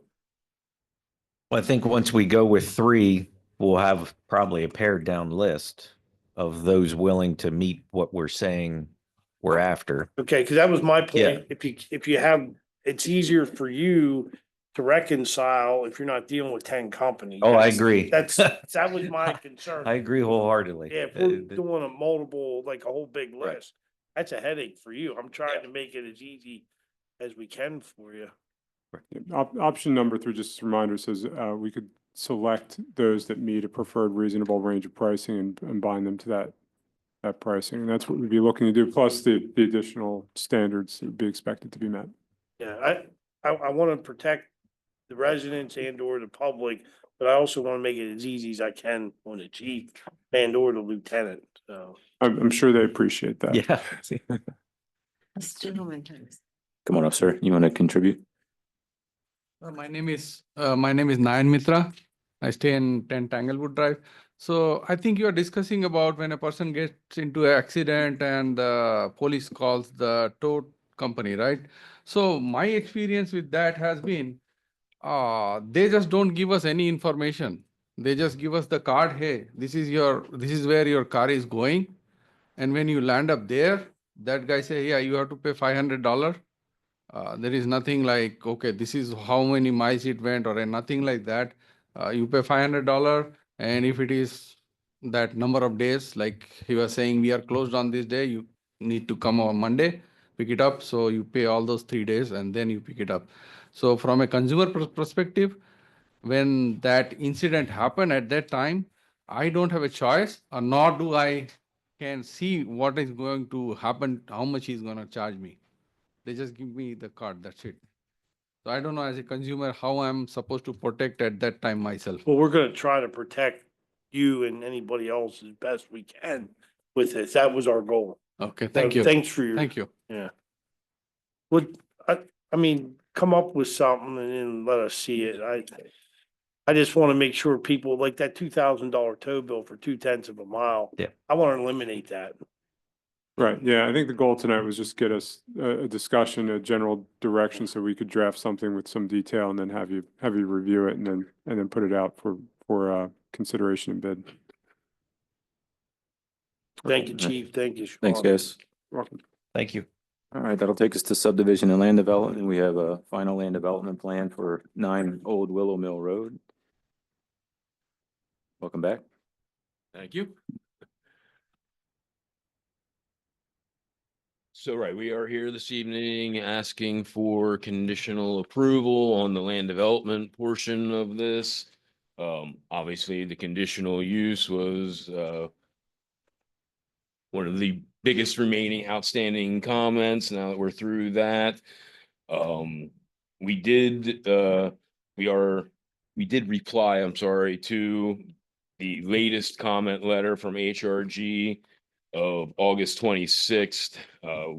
We replied on September 4th. I believe they were holding off on the review until we got through the conditional use process, but I believe that we have handled the majority of the comments that are listed on this letter.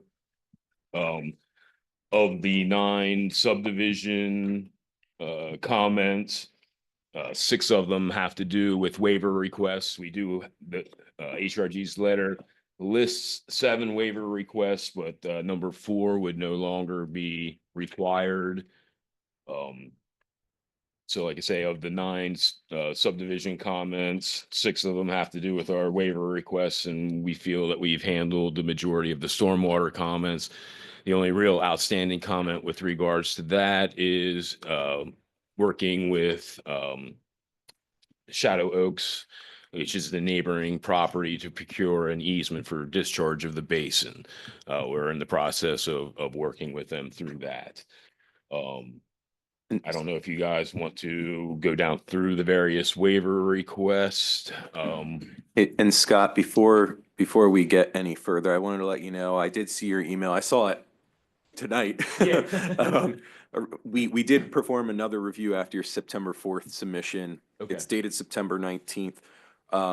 There are comments remaining, but almost all of them relate to, for example, infiltration, like certain tests are going to happen at later, just providing like results of that stuff. So I agree with Scott, though. Overall, most comments have been addressed.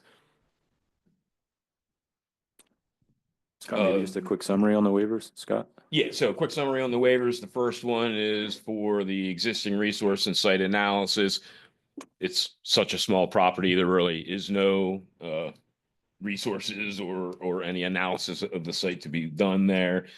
The second one is with the K, it's called the K value of the vertical alignment of the driveway. Again, our driveway here is so short that we can't possibly get the length that's required by that calculation. Number 3, again, is a waiver of the actual physical tangential arcs. We are showing a painted arc area to designate where the access drive entryway would be. We're just not physically making tangential arcs in the existing macadam that is there. Again, number 4 is no longer needed. Excuse me. Number 5 is a waiver from sidewalk and curb. Again, this is not a pedestrian type commercial use. We don't expect any walk-up business. There are no curbs or sidewalks anywhere in the general vicinity of this property. And Scott, on that note, I know we had discussed that you submitted the waiver, perfectly still allowed to request it. I believe the PC had recommended modification of the waiver, though, that sidewalk would still be required at some type of trigger in the future. Right, more or less a deferral of the requirement. Right. Sorry, thank you. Yeah. Number 6 is a waiver from the requirement of keeping stormwater management facilities within 15 feet of the property line. The basin itself will be outside of the 15 feet, but we do have 2 small rain gardens for water quality issues that would be within that 15 feet. Again, I don't feel that it would have any adverse effects on any of the adjoining property owners. And then the last waiver request is for the minimum 18-inch pipe size. We are incorporating a trench drain across the driveway. And again, because of the flat nature of the site and the trench drain itself, the pipe from the trench drain will be less than the 18 inches. Other than that, if there's any other specific questions with regards to the plan itself, we'd be more than happy to answer anything. Thanks, Scott. I'll look for comments and questions from the board. None here. See none. Anything else from staff? Yeah.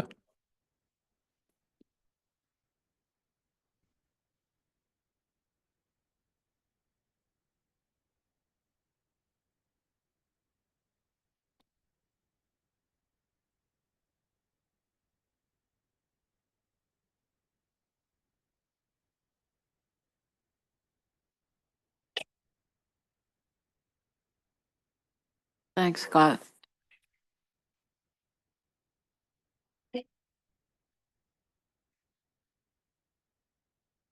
Okay. Thanks, Scott.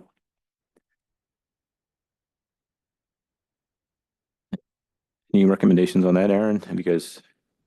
It's a policy decision, but I won't just write it off like that. Generally, I think the easiest ones to do are when adjacent landowners construct sidewalk or have similar modifications / deferrals that would require the same. There's a caveat to this because behind that property, that's preserved property. There'll never be development back there.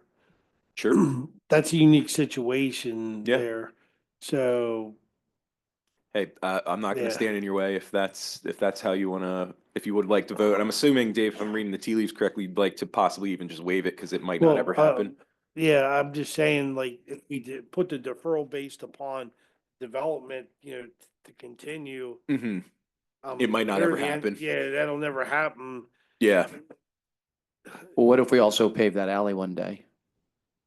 Yeah, but I don't see what that would play into we could make the deferral dependent upon sidewalk being installed from, what's the first property on the left on? Vance property. Yeah, the Vance property is the one to the south, immediately to the south. Yeah, so if they would ever install the deferral based upon installation along Willow Mill from the development of that property. Sure. Yeah, seems logical to me. Okay. On your plan, there is room for sidewalk along the right of way? There is on this particular property, on 11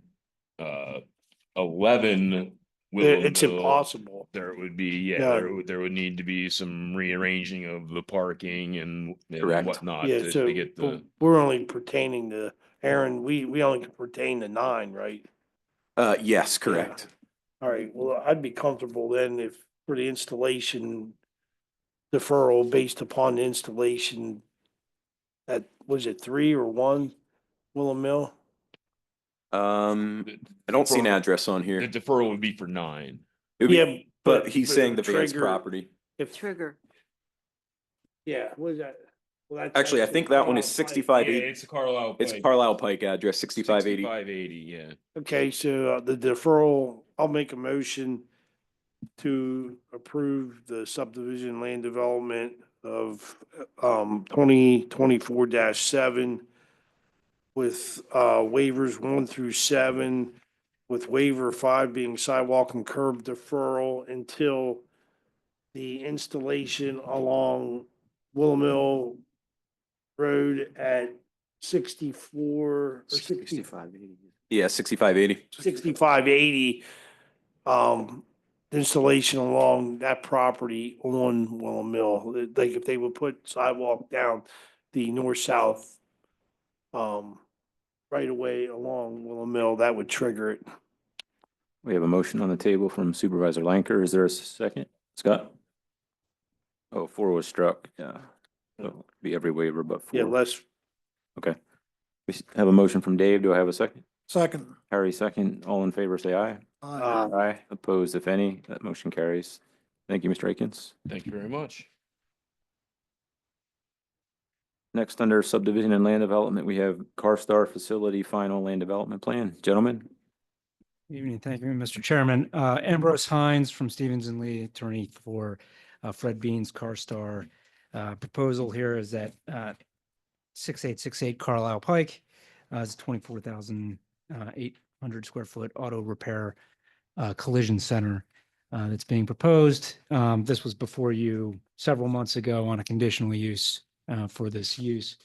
Been through several rounds of submissions at the Planning Commission, the most recent Planning Commission meeting, recommendation for approval with conditions, and we've had the most recent, excuse me, the most recent review letter from the township. We made a recent submission on the 12th of this month, addressing all the outstanding comments. So I think we're ready to move forward with the plan approval and the waiver requests that are listed before you. So I'll have Zane Geist from Integrated Consulting just run through those waiver requests, and then any questions that the board has, we're certainly ready to answer those. Thank you. Good evening. I just wanted to speak a little bit about the project, and then I'll go through the waiver list here. One thing I wanted to quickly note is that the resubmission that we had made on the 12th, there's one slight difference, but it's significant from what you're seeing here, is that the dumpster location in there was encroaching upon the front setback. It's now been relocated to the far west of the parking lot to comply with the zoning ordinance. So that dumpster location will not be as it's shown on there. And a couple of things just about the site here. The access point along the far east side there, that was part of the conditional use discussions and has been thoroughly vetted through PennDOT, through TPD, our traffic consultant. It's a right in and a right in and right out, and I think a left in. Thank you. And you can see to the east, there's a bit of like a stub there for future combined like access onto, if that property was ever developed just to the east of it there. Besides that, there were, as part of the conditional use, some other conditions that I just want to touch upon quickly. One being landscaping. There was a fair bit of landscaping involved with the conditional use. Scott, if you want to jump to the landscape plan real quick, we can take a look at that.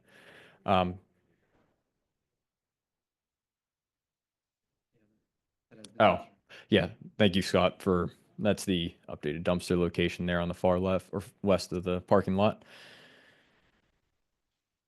Here's the landscaping plan. So as part of there was screening required along the Carlisle Pike, screening along the western property boundary there, and there's a buffer yard all along the northern interior of that property where it abuts a residential district. And there's existing trees along the west side too that we're preserving as part of the development. And Scott, if you just scroll to the the bottom of the plan that shows the elevation view there. I just wanted to give a pictorial elevation view there of what from the Carlisle Pike and the screening that's going to be in front of the parking at the front part of the building there. So just demonstrating the extent of the landscaping that we have provided on the plan there. Another part of the conditional use was either doing, I think, at least 10 test pits as part of the archaeological investigation, or doing a phase 1 study. We completed a phase 1 study with an environmental consultant, which came back with negative findings, and PHMC provided a concurrence letter on that. Just to quickly touch upon the waiver requests, we have the preliminary plan submission and the final sheet size there. The vertical curve has to do with the access because of the short length in which the climb that we're making to get into the site there. We can't meet the minimum vertical curve requirement on that. So we're requesting relief there. I'm going to come back to the sidewalk in just a moment, touch upon the other ones. The minimum 15-inch was kind of similar to the previous plan you just heard about, is we have a trench drain that's near the right-of-way line on our side of the development. So there's a like an 8-inch or 6-inch or 8-inch pipe that's coming out of that, so it doesn't meet the minimum pipe size. The flow velocities, and Aaron, I know that there was a comment from, I think, the previous letter. We did investigate looking at trying to adjust those pipes in order to meet that. We were not able to achieve that minimum flow velocity, even because we're kind of limited on, we have some pretty tight grades on those pipes there, running the whole way from the back of the site down to where that stormwater basin is in the west part of it. If you don't mind me interrupting you, Zane, the reason that's important is because one of the waivers, our recommendation was to approve it as long as they did that investigation. Looks like they have, so you can act on that waiver as our language is presented. Yeah, thank you, Aaron. Yep. And the clay core and design detail, that has to do with the stormwater basin and the embankment. Largely, that's the stormwater basins in the southwest corner there. It's primarily in a cut condition. There's really the 100-year water surface elevation during the worst storm event that we're designing for does not actually get above where the fill of the embankment begins. So we're requesting a waiver on having to provide a clay core since most of the embankment's within native soil condition. Back to the sidewalk, we are requesting a deferral on that, and there's several conflicts within the PennDOT right-of-way, which that's one of the first conflicts being on a PennDOT road. But second, the existing conditions of that right-of-way portion in front of the property, it's primarily, it's like kind of an existing drainage swale. There's a high point in front of the property that primarily pushes drainage to one existing end wall on the far west side of the property. And then there's another existing end wall towards the eastern side of the property that both of them have cross pipes that come south across the Carlisle Pike there. Additionally, we're going to be extending utilities. We have to extend water and electric and gas from the west, just beyond the western property boundary within the right of way there. We're going to be bringing them right in front of the property there, further kind of complicating a situation of having to provide sidewalk or curbing along a PennDOT right of way there too. I don't know if I caught everything there. Yeah, just, so the proposal would be to defer it, and then when it would be required, and the deferral really relates to the nature of the neighboring property not being developed. When it gets developed to the east, that's when we would propose to put in a walkway that would be outside the right of way, but along the frontage, to provide connectivity further to the west.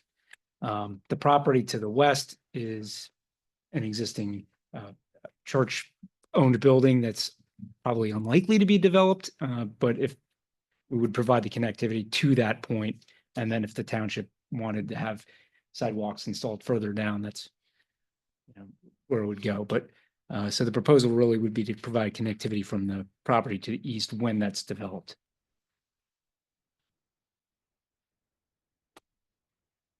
Right. Thank you, guys. I look for comments and questions from the board.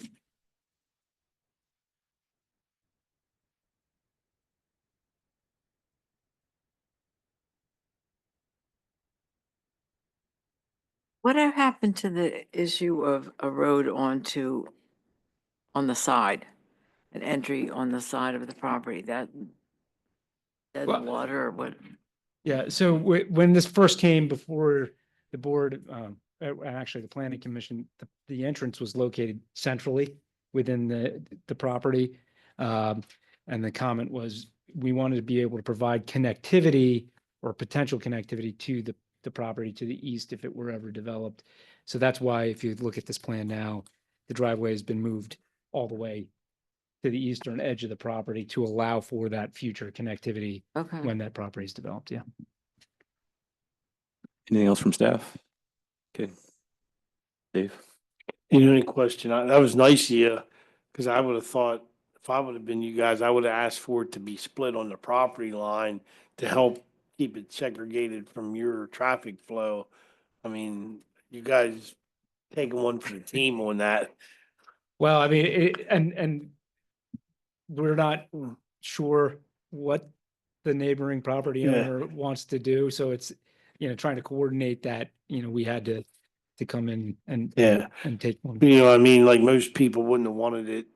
You're putting the flow kind of on your property, I commend you for that. Most people wouldn't have done that. So. Any other comments from the board? I'll look for a motion. Go ahead. Come on up.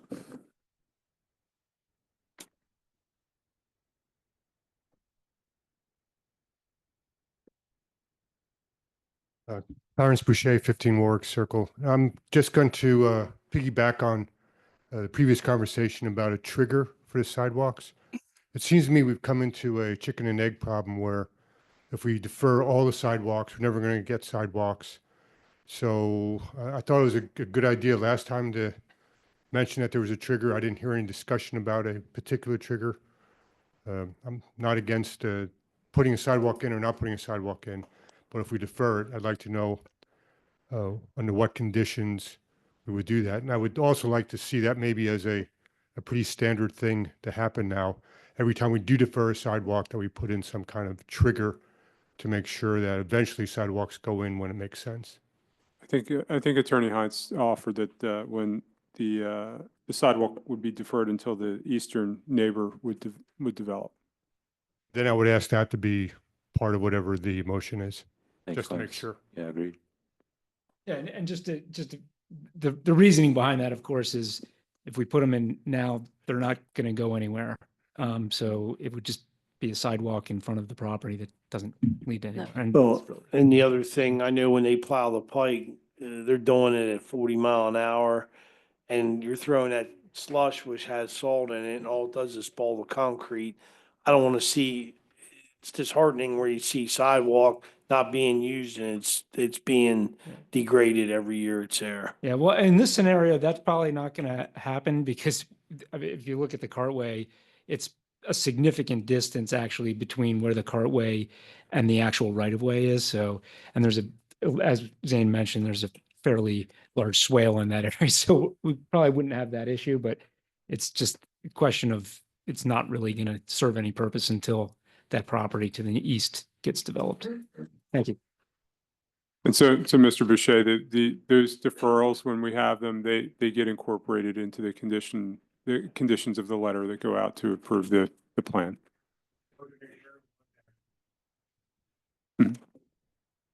Go on up.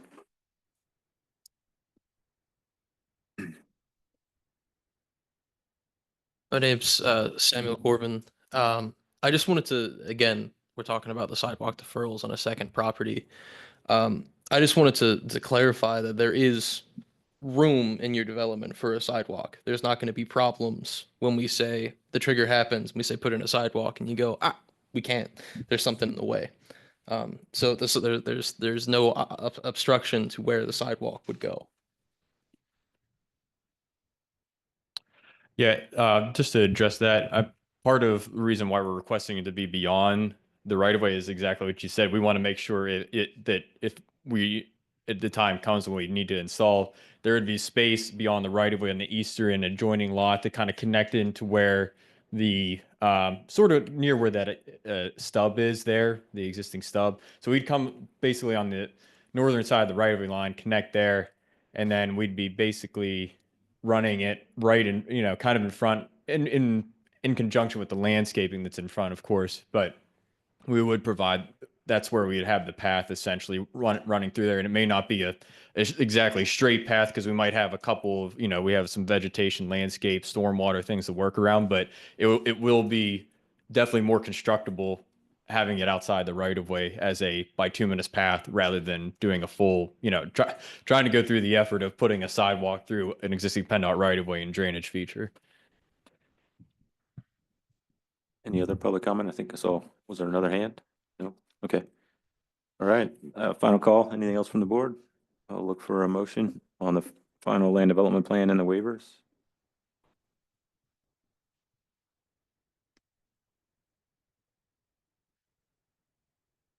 I'll make a motion that we approve 2024-6 final land development plan for parcel ID 38-07-04 63-012 at the address of 6868 Carlisle Pike for the proposed construction of a 24,800 square foot auto repair service building as well as associated improvements with waivers 1 through 7 with this item 4, the sidewalk deferral, installation deferral to be triggered with the development of the property immediately to the east of it.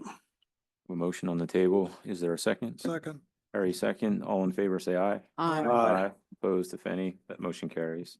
Thank you. Thanks. We have Spring Meadow Reserve Phase 3. Mr. Murphy. Good evening, Mr. Chairman, board members, John Murphy, Alpha Consulting Engineers, representing Spring Meadow Reserve Phase 3. I know you're very familiar with this project over the years. Very straightforward plan. 24 new building lots are proposed for phase 3. That's the final phase of the project. We're in receipt of the HOG memorandum 829, also staff comments. As you see before you, there's 4 waivers that were previously approved with the preliminary plan. Some very minor comments. We ask that you approve the plan subject to staff and engineering comments. Sound like you may have given that speech once or twice, John. About 4,000 times. Yeah. They were lucky to pick you up on the way through today. Thank you, Mr. Lanker. Questions from the board? Anything from staff? I do have a question. Go ahead, Nancy. What's this, wasn't there a stormwater issue or something that wasn't happening or didn't happen or about to happen or? Not that I'm aware of.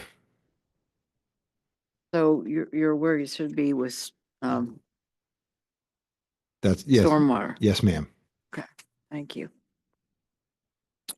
I'll look for a motion. Motion to approve. Harry moved. Do I have a second? I'll second it. Dave second. All in favor, say aye. Aye. Opposed, if any, motion carries. Thank you very much. Mr. Murphy. 260 Willow Park Road. Do we have, looks like we have representatives evening. Come on up. Hello, Chris Ritchie with True Construction. We have been in receipt of HRG's observation report for this project and looking to have financial security released from the customer or to the customer, or there's any other additional information required to submit to the township, we're happy to do so. I think they'll, go ahead, Dave. I was gonna say, Aaron, this is the property they didn't get any inspections on, correct? Yeah, correct. How do you address that? I believe Tyler was out on our pre-construction. There was some miscommunications, we'll call, between the homeowner or the landowner and everything. By no means are we saying that everything went perfect here. Tyler was out, I believe, yes, it was the pre-construction meeting with Jen, I believe, from the township. He inspected the pipes in the ground. That's what we were asked to provide the inspections on, I believe, for the what did you guys call it here? For basically the first portion of the permit, and then we filed an addendum. The landowner put in the hot walker, which we were unaware of. When you guys had come out, you had seen that. You had asked for us to then revise it. HRG came out. We had tried to set up the final inspection. That was noted as a pre-construction. I believe there was some confusion there between the township, HRG, everybody involved. At that point, Terry from HRG was out. So we had asked, for inspections. He basically said, we have to come here and get the list of what you guys want. We have all the pictures. We have the soil samples. We can show the pipe in the ground. It's daylighted out. So it's the 8-inch pipe. Did they see that you install the pipe?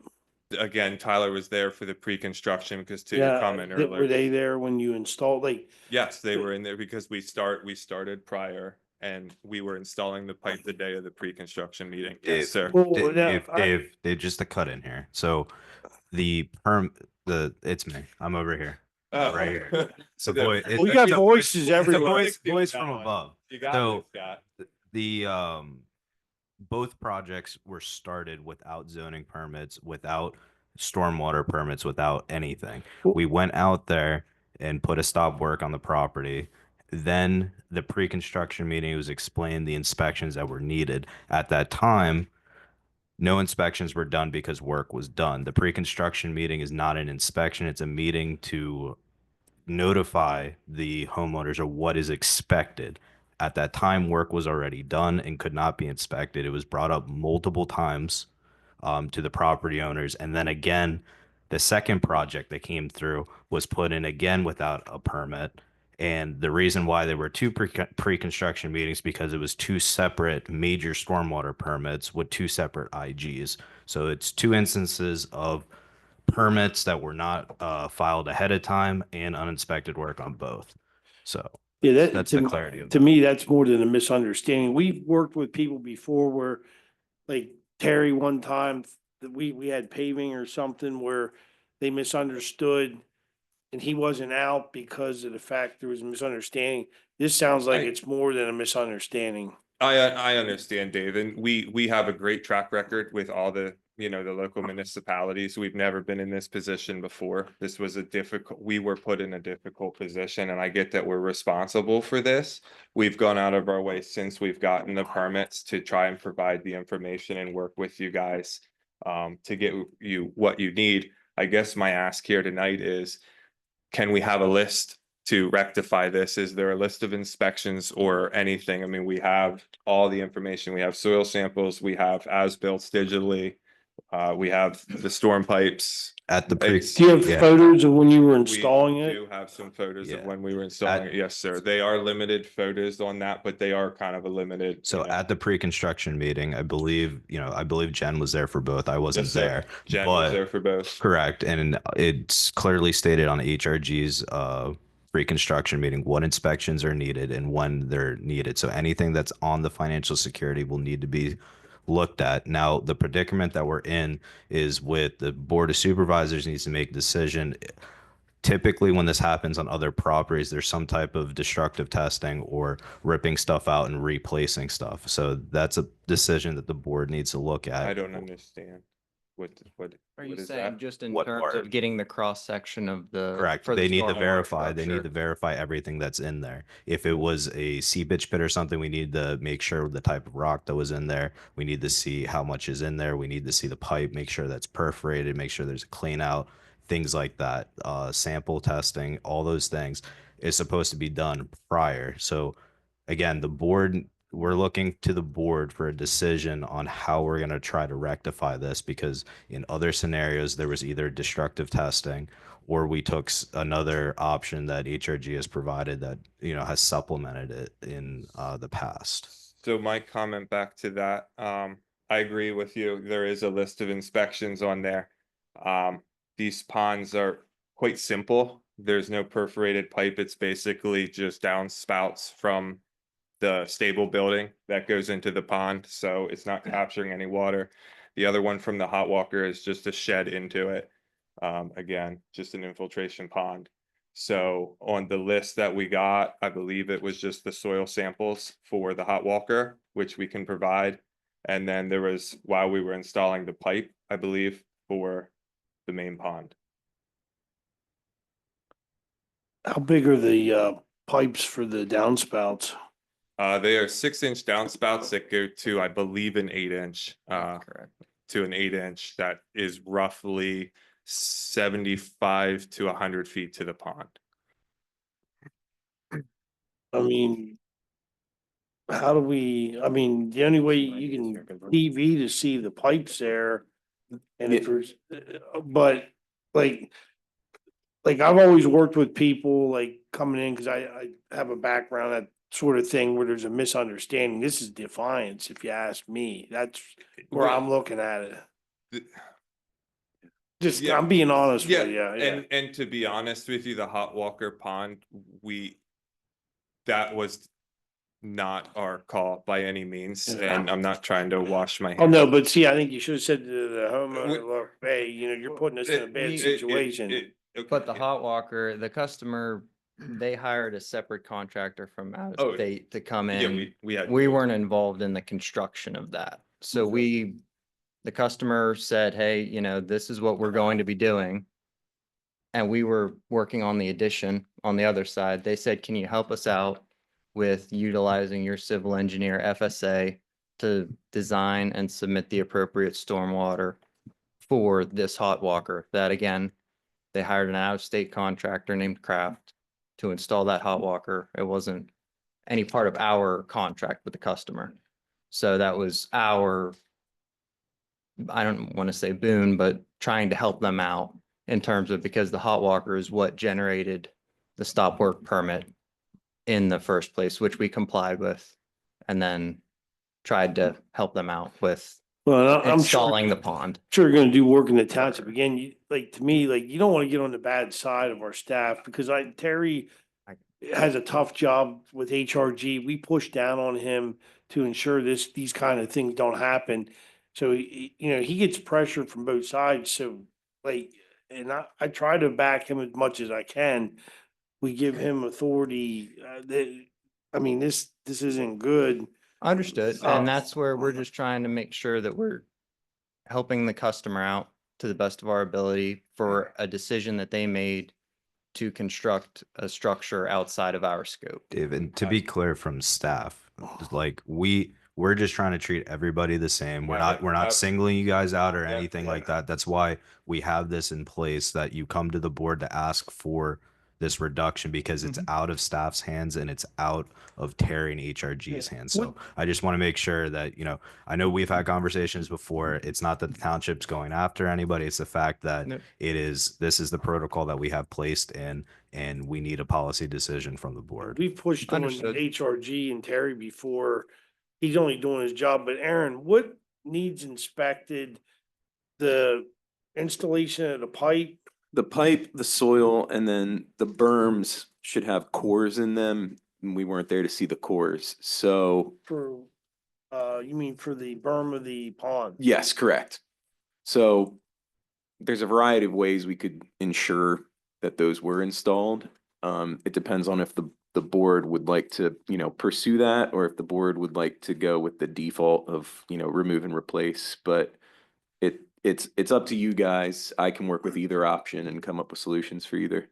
Or for the pond, okay, now what other inspections were not done that were needed to be? So with regards to the site, I don't want to speak for Terry, but I'm looking at the plan, and I think that's really the majority of it, is those three items: the pipe, the soils used in the bottom, and the berms themselves. What did we need to know with the pipe that's in the grade? Is it to be bedded in aggregate, or is it to be? Yeah, correct. It should be bedded in aggregate. Are the bells in the right side instead of installed backwards? Like, not accusing you guys of doing that, but a lot of contractors in the area install them backwards, The bells things like be on that. the down, that accepts the downhill flow. Yeah, exactly. And there's really no way to tell that, even TV in it, I don't think. Yeah, to my knowledge, a TV doesn't show that. How deep's the pipe? I don't know. Say it's 2 feet, something. 18 inches, something like that. Then maybe we make them It's- expose. Expose the pipe, expose the berm, like in at least one spot to show the clay was installed for the core, and then the soil receipts maybe. I think we need to, for the clay, they need to. We have the soil test reports. Would that be sufficient rather I than think destructive? Terry needs to see it. Yeah, I think Terry would need Yeah, to see it. So, yeah. so I don't think you need to tear out the whole berm, but if I'm reading the board's temperature correctly, expose portion of the berms. Multiple. Yeah, places to make exactly. sure, yeah. Show that the clay is in a few spots, and then the soils tests would probably justify then that, yes, it is certified clay. Probably have to dig up a few portions of pipe, if not the run of pipe. Now, there is some pipe that's under asphalt, which is mostly roof leaders, so I don't think that would have to be done, at least for HRG's purposes. Well, All the pipe would be for rain leaders. Okay. Yeah, So- the it's- only pipe is the 8-inch that's running from the 2 downspouts on the stall addition. I say it's TV to ensure all the bells and they sealed, because you don't have that locked in. Sure. You have seepage, and the top of the pipe is exposed. Yeah, okay. So expose the top of the pipe. Do you want the whole pipe exposed, or do you want certain sections so we can just say, okay, you got 3, you're good? I'd say make them expose it all. Okay. Exposure of the pipe, exposure of the cores and the soils testing. Are you comfortable with that? I think that would get it done. Wasn't there something else? Pipe, berms, the aggregate around the pipe, that should be exposed when they pull the pipe up, or at least expose the top of the pipe. The berms with the clay and the soil, I think that's it. Yeah. Understood? Yeah, I mean, I'm not faulting you guys, but like, sometimes you have to tell the customer, like, look, you're putting us in a bad situation in the future. That conversation was had We don't want to be here. We have Oh, a I great understand. record. I know. Not that I don't like any of you. I don't want to be here at 9 o'clock. I don't. Now you're starting to make me take offense to that. He's saying he does like you. No, I'm saying I do like it. John loves coming in here. We really do have a great reputation with I know. all municipalities. This is the first time. It was very difficult. Customer to deal with. We just want to know what would make you guys happy and satisfied. Yeah, well, you gotta make Terry and Aaron So, satisfied. Yeah. Which makes you guys happy. Moving forward, if we reach out to Terry, he'll have this. and Yeah. Does that sound just like a half a day on site? Yeah, I have don't the think it would be any- equipment there. We just all kind of work together. I agree, and yeah. then- And you're gonna TV the internal, make sure there's no bellies or. We can do that. Yeah, as long as we. They need a copy. Yeah, as you either provide the video or Terry can be there if it's live, but then, yeah, Terry will be able to coordinate that with you. And then the only other issue then, for the board is that the requests for tonight was release of the financial security. We should We probably don't hold know. I on. think we know. Yeah, Yeah. deny that for tonight and then next month or whatever, we can get it released. All right. that all acceptable to the thank you board? for your understanding. Yeah. Thanks, guys. Thank you. I'll update Terry, so if you give him a call, he should be. Do we Clear. schedule the inspections with Terry through Jennifer? No, Correct. so Or you can actually go right to Terry. If you have his Just number, directly? call him. As long Okay. as he has 48 hours notice, he'll work with you. okay, Do- understood. Thank you. Do you have, do you have authority from your client do you feel that you have authority from your client to extend this until next month? Yes, sir. Okay, Yep. all right. And based on that, just We'll table table it until Yeah. next month. I'll make a motion to table. Motion from Dave to table. Do I have a second? Second. Nancy, second. All in favor, say aye. Aye. Aye. Opposed, if any, that motion carries. Thank you very much. Thank you, Yeah, gentlemen. that's for You're good. both, right? That's for both projects? Okay. We have a stormwater management easement adjustment for the Junkin House. Mr. Murphy. I'm really happy to be here. Unlike that Thank guy. you. Yeah. Very simple one for you in the Junkin House. We're asking to modify a stormwater easement. We extended it farther than we needed to, and now we wanted to put a fence in the property line. So we're asking for a minor modification. I'll defer to Aaron if he's okay with our submittal. Yeah, no, it's all fine. You see my letter. We're good as long as that's met. Thanks, John. Questions from the board? Look for a motion. Motion to approve. Motion on the table. Is there a second? Second. Harry, second. All in favor, say aye. Aye. Opposed, if any. Thank you very much. Thanks, John. West Hafer Estates Improvement Guarantee. Yeah, Aaron? do you want me to take that, Scott? I can chime in if you need me to. Sure. So West Hafer Estates is ready for a large portion of their financial security to be released. The odd part of this is that there are trees called for on the undeveloped commercial and light industrial lots that were part of the subdivision.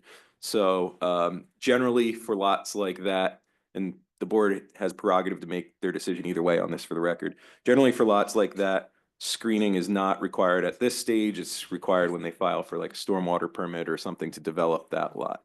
So if you would like to go that route, you can choose what in this case would be the second option and release all those trees, even though they haven't been planted. Or if you would like the trees to be planted at this time, so when the lots are developed in the future, they're already there, you would follow option 1 for your release. Is there a time limitation as to when they have to build on those lots? I didn't think there was.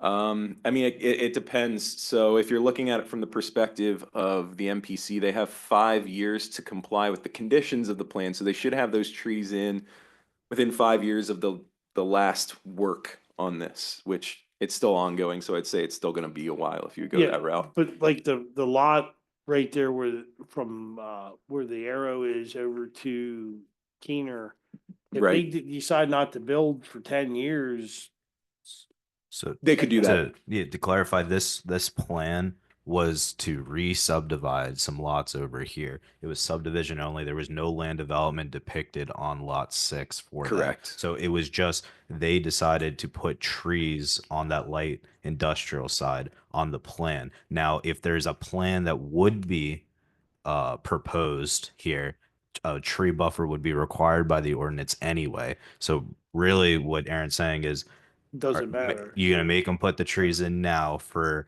no development there, or are we gonna wait and to see if it ever gets developed and leave it alone? So it's up to you. Yeah, Well, my thing is they get damaged during construction and. They could, yeah.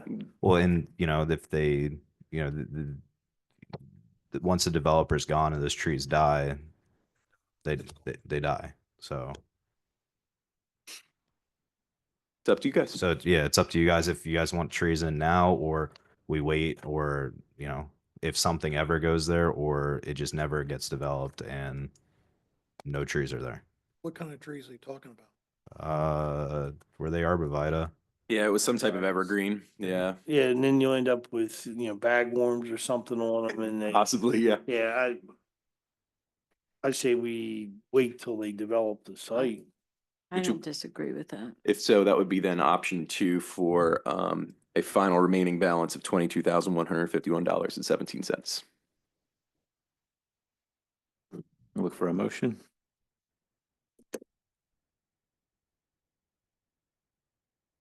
I make a motion to release in the amount of $162,000.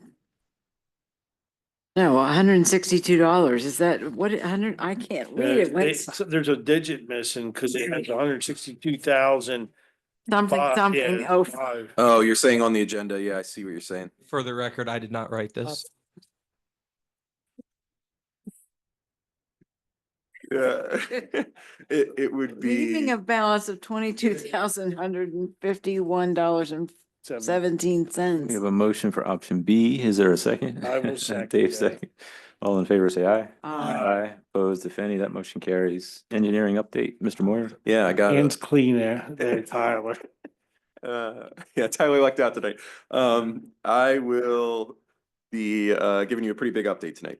So the first item that will be on the expense approvals, but I'll describe it now. In discussions with staff, we've already been approved to begin all the preliminary work required for the widening and improvements on Woods Drive. Staff felt, and I agree with them, that it wouldn't make sense to improve Woods Drive without also taking into account what the future of 114 and Woods would also look like. So this supplement is not permitting, it's not final design, it's the exploratory preliminary stuff to go over potential options with you of what we could do and what we think PennDOT would permit. As we know, I believe it was this intersection that PennDOT would not warrant left turn lanes, so we know that's off the table, but there's other things we can do there, and that's what this would be for, to explore all those options. You don't think that'll change the left turn arrow with? As of now, no. After certain things are built, probably. And we ought to almost wait for that to trigger. So so one of the options that we internally have been discussing is what it looks like when a left lane is permitted. So we would still look at that. We just wouldn't be, proposing that then as the immediate short-term solution. And the other thing, I think the widening of Woods would be predicated upon, at least in that immediate distance from the intersection, predicated upon what happens there with the intersection. It's kind of the chicken and the egg here. Yeah. No, totally understood. So that's item number 1. It's just a simple supplement to add to that. JL, do you want, yeah, go ahead. I missed you. The land come from if you widen the road. That, so, and I can answer that for you. That is why we have not engaged in actual construction at this point, because we need to get a sense of how much right of way the township actually has on Woods Drive. It's probably variable. So we're going to be researching that. We're going to see then, go over with the township what that widening looks like. Is it just widening of the lanes? Is it adding shoulders? Is it adding sidewalk? We're not sure. So depending on the extent of the widening, they could be. So that's as part of the initial contract, not the supplement tonight, but what we've already been signed up to do. We're going to be providing 3 or 4 options for the township to evaluate. So where all the land will come from, yeah, where all of it is up in the air and we're not sure at this point. JL, if you look at the north side properties, the phone poles sit back farther. I'm just guessing that more of the right of way is on that side of the road. That's when they subdivided. No, if you look at the poles, I think Murphy put them in. My trees in the front, my stone wall in the front, that's all in the right of way. my right of way is right where my lamppost is. So it's all on my side of the road and none on the other side of the road. No, I can promise you at this point, though, no commitments have been made on what the design looks like. We're going to come up with a bunch and show them to both the board and staff and see what they would prefer. Doesn't need to be paved. I get where you're going. I get where you're going, and I'd feel the same way if I were you. I get it. Yep. But they usually put the poles on the right of way. In my experience, yeah, it makes it the easiest to provide room for like truck access and stuff. It's only, the poles are only like 2.5 feet off the edge. Yeah, but on the north side, they're 15 feet back, 10 feet back, if not more. And it all depends on if they're in public right away. It's possible too that they might have their own private right away because that does happen sometimes. So that's up for action later on in the agenda. So that's item number 1. Item number 2, Paul Walters Park update. So a lot has happened in the last month. Last meeting, I informed you that Kinsley, the day of our previous meeting, had actually stopped work at the site and was in discussion with us about some concerns with the stone. I'm just going to be completely honest. I think they underbid the project and did not realize that they needed to remove all the stone from those piles.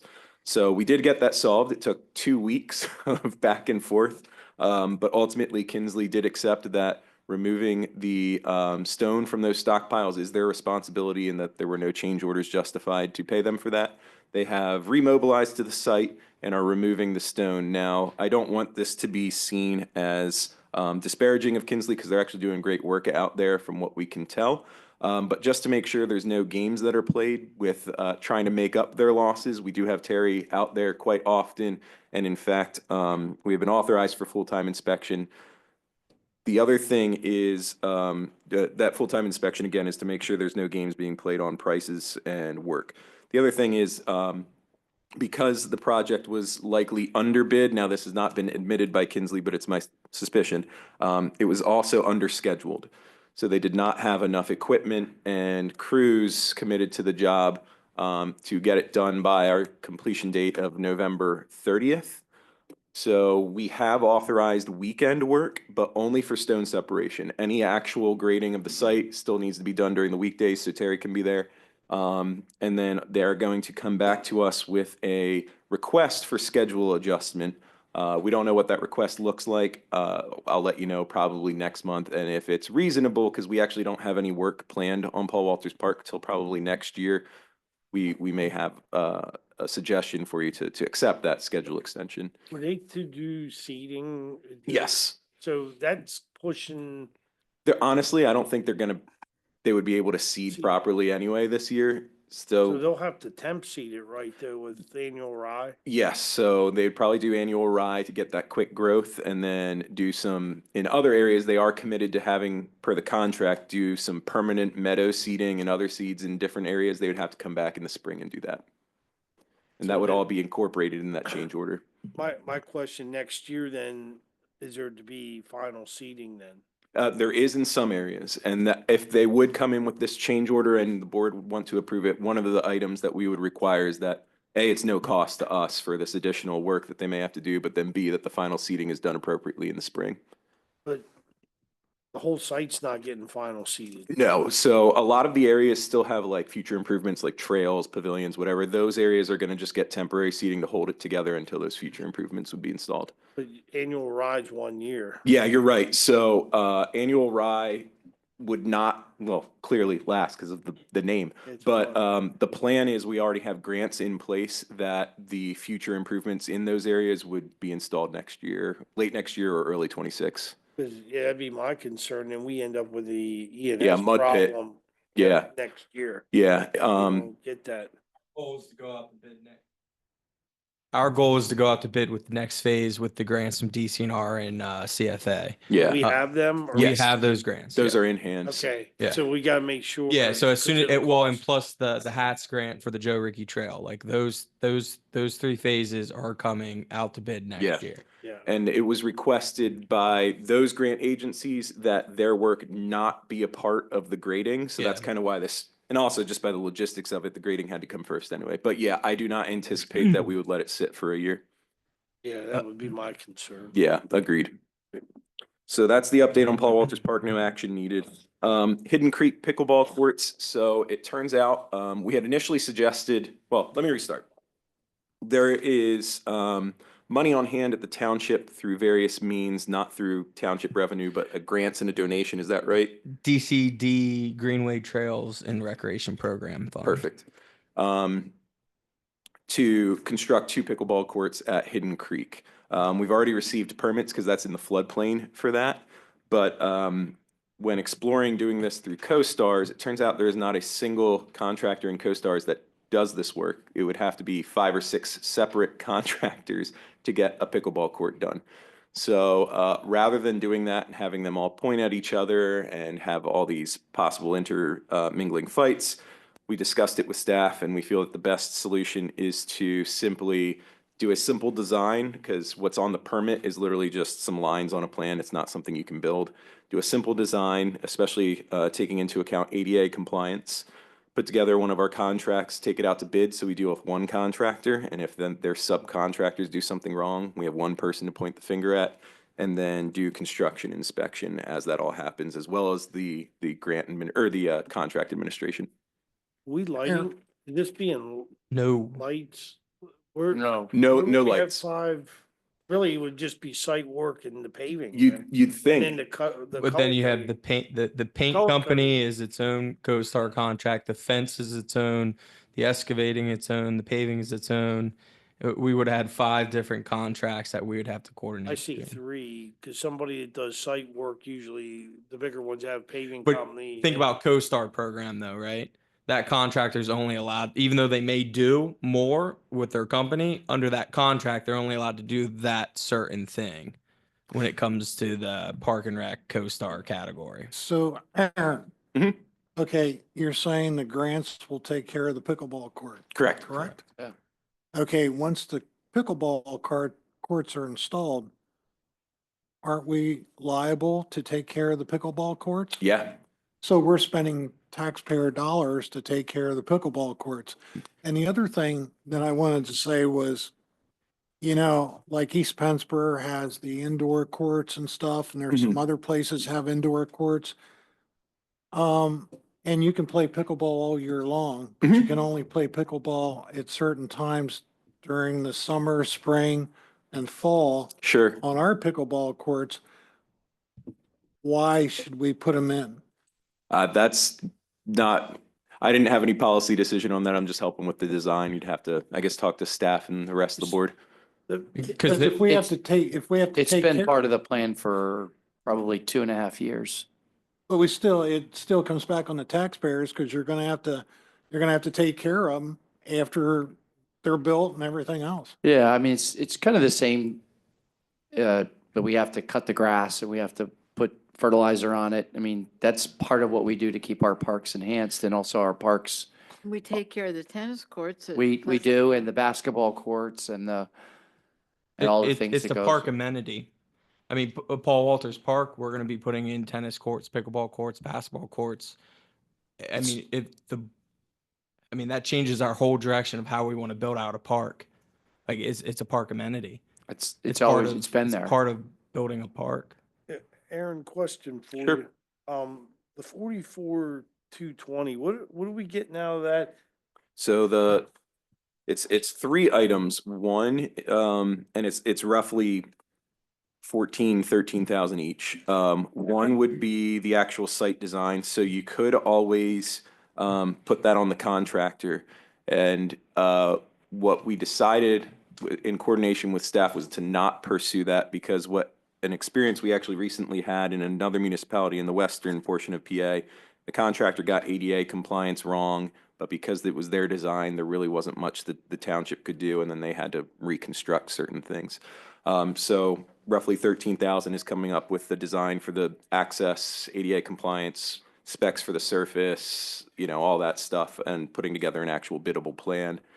Another roughly 13 to 14 is the bid documents and process themselves. So it would be our roughly like 300-page contract that is extremely friendly to the township. So that's kind of what we used at Paul Walters Park. And granted, this is a very small project, but it's these documents are what they are, whether it's a big project or small.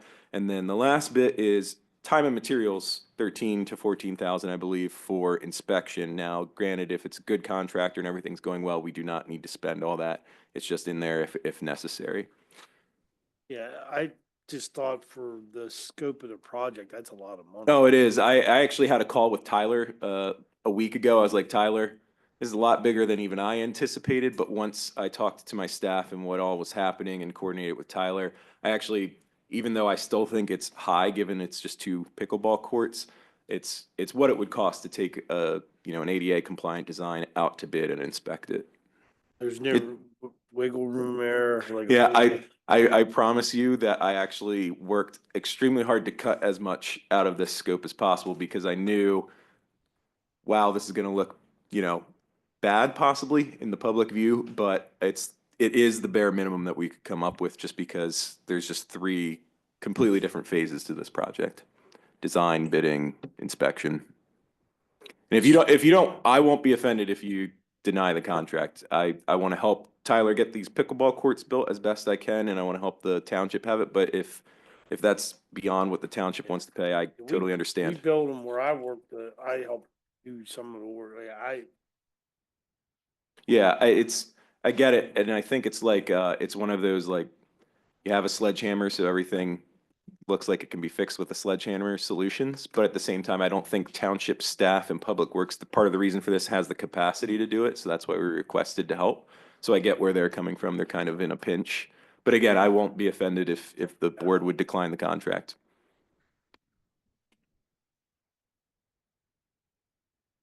Like a lot.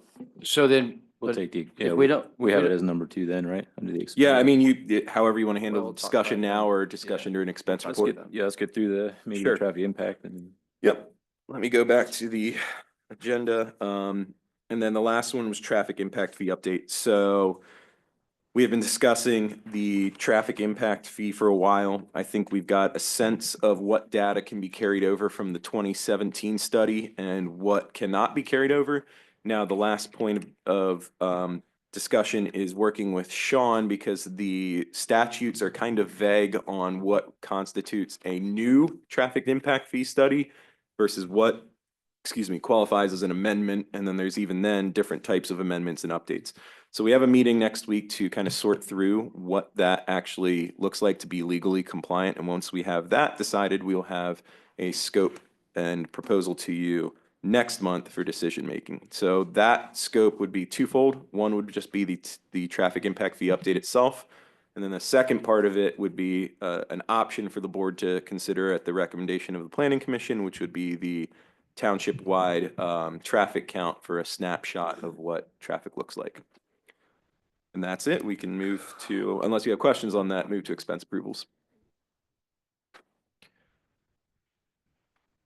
Can you clarify what you said about the township-wide snapshot, Aaron? Yeah, so the Planning Commission. No, I'm familiar with that. Oh, but sorry. There isn't a proposal or anything at this point? No. Okay. So sorry. The Planning Commission is anxious to have that acted upon, and I get why it's an important issue. I just wanted to make sure I gave this update to say that it will be incorporated into the TIF contract next month, Okay. so people know we're not ignoring it. Okay, perfect. Thank you. Mm-hmm. All right, then that'll take us to expense approvals. The first being the supplement number 1 for Woods Drive agreement. Any further discussion on that item? I'll look for a motion. I'll make a motion to approve supplement number 1 for Woods Drive widening supplement at an additional cost of $9,885. We have a motion on the table. Is there a second?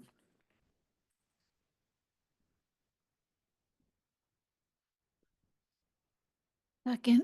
Laura, second. All in favor, say aye. Aye. Aye. Opposed, if any, that motion carries. Now we have the Hidden Creek Park pickleball courts. Carl, Yes, sir. if I could just add to that too, that the total grant for this project with our cash match and the grant is 250,000.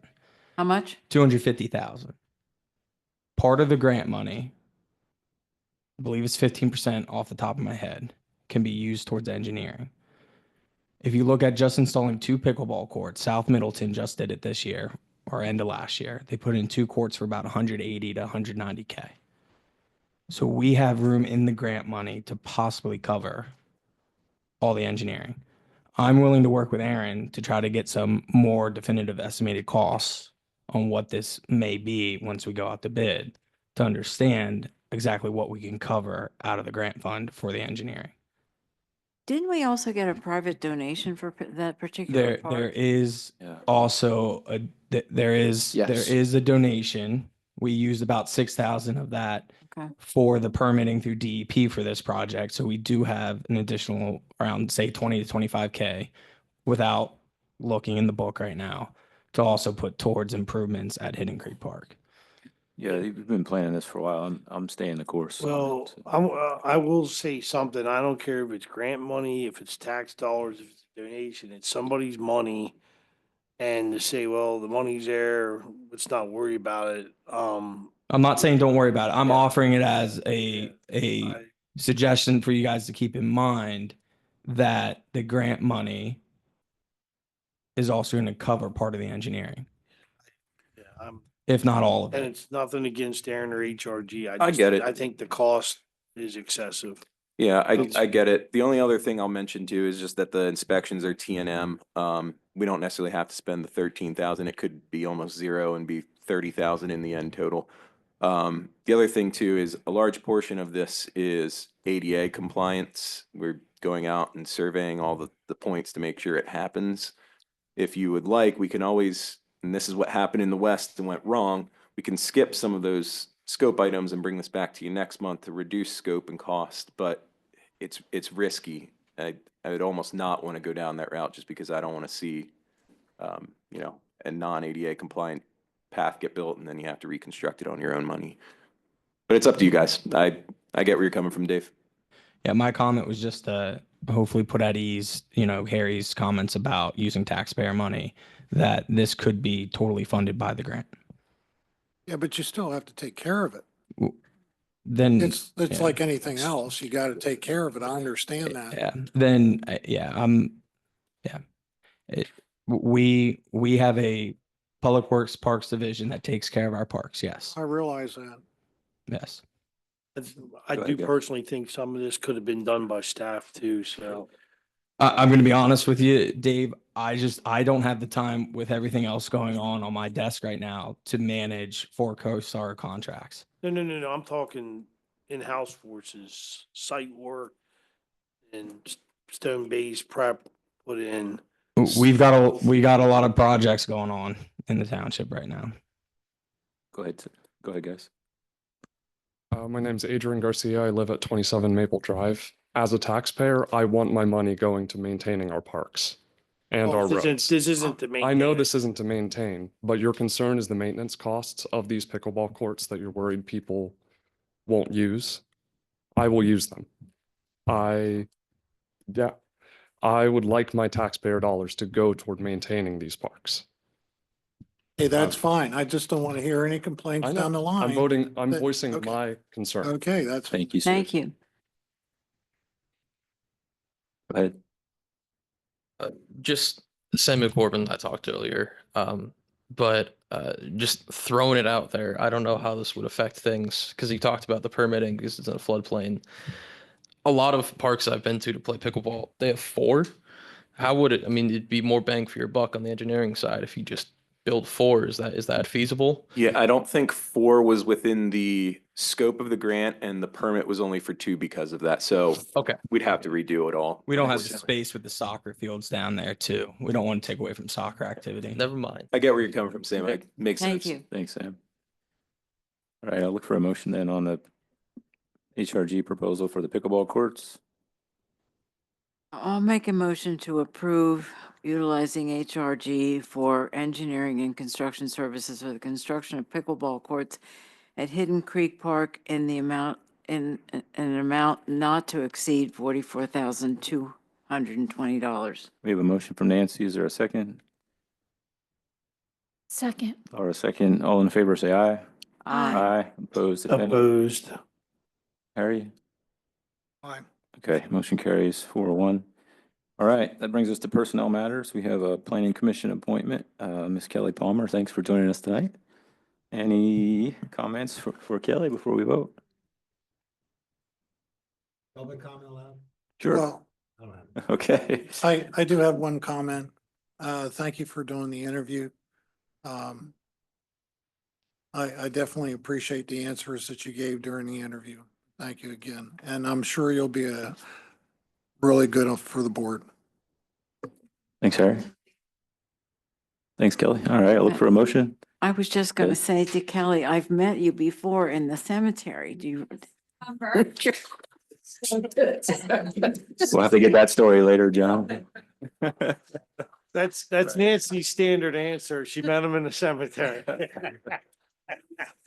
So welcome. I'll look Motion to for approve. a motion. We have a motion from Harry. Is there a second? Second. Dave, second. All in favor, say aye. Aye. Opposed, if any, motion carries. Welcome aboard. And we'll close out with supervisor and staff comments. Scott. Yeah, I have a couple. This is going back to something that was said during public comment, and this is from community development that I'm a part of. You know, unfortunately, Chris isn't here to defend himself, but I was in probably every single meeting about this, and I don't know what secretive meetings there were. Our schedules are bound by right to know, and everything that's going on and the time that we spent, you know, everybody was notified, everyone knew it was happening. If we're going to talk hours, let's ask how many hours we did on Costco, because I bet you it's 10 times what you think we did. So that's my comment. That's what I have to say. Willetta. Amy. Glenn. Tyler. Just a reminder, Fall Fest this weekend. And then I just wanted to, some really good news here in the township, if you haven't seen it yet or not, but the Central Penn Business Journal just put out awards for top projects in the South Central PA area. So I want to recognize all the staff here at the township, HRG, everyone involved with the Nature Preserve project that took place with the upgrades of, you know, the bioswales, the rain gardens, the boat launch. We did win an award through the Central PA Journal for a top project here. So hats off to all staff, engineers, residents who came out to help plant the trees. It's a good feel moment here. So just hats off to everyone. Perfect. Congratulations. Congratulations. Stole my thunder, Tyler. It was, no, it's okay. You deserve the credit. It's your park. Does that get us a discount? 110% of the credit. And to be clear, that project started prior to me coming to the township. I came right when it's kicked off in construction, and so I'm happy to be a part of it. But it goes and the staff prior to me and all the staff through the years. So hats off to everyone. And 15 projects are selected, and Vince DiFilippo Nature Preserve was one of them. So it's a pretty big deal. Congrats to the Awesome. township. Thanks, Tyler. Suba. Cheryl. Dave, I just wanted to comment, the cell phone expense you had questioned. So it actually was the cell phone camp phone as well as the MiFi and one of the full-time person's cell phone, Tyler's. Okay. So yeah, the That- 114 was all three of those things combined. And that's sometimes those memos are so short, we don't, Yeah. okay, that's Well, why I clarified. Yeah, we'll try and correct that description. That's fine. That explains it. Bill, see you passing the mic, chief. Just as we get ready to enter October, October is Domestic Violence Awareness Month. Domestic violence is one of the largest percentages of calls we as a department take care of every month. We are fortunate in Cumberland County to have the Domestic Violence Services of Cumberland and Perry County Group. Their numbers are everywhere. We give them to every victim we deal with, whether it's domestic violence or not. They are an amazing group of folks. So if anybody out there needs help, reach out. We are there. And if you know somebody that you think may need help, they might just need a friend who talks to them and gets them over that hurdle. So just everybody be careful. Thanks, chief. Solicitor Schultz. Mr. Palmer. Yeah, we are knee deep into the budget for 25. I look at Suba and Cheryl and say the fun is just beginning. So I want to say thank you to them and also the staff that worked really hard. We'll see you on the 1st for the second view. So thank you. Thanks, Ray. Aaron? Yeah, I'll just add one thing because I know about the vote on Hidden Creek. If there are any, overages or underages, I have no problem refunding those back to the township. Otherwise, nothing to add. Thanks, Aaron. Yep. Yeah, I think we have one public comment online. Kathy?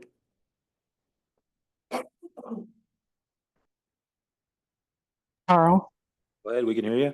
Okay, I know one of the stipulations for Carhurst was no unloading of any cars in the middle of the Carlisle Pike.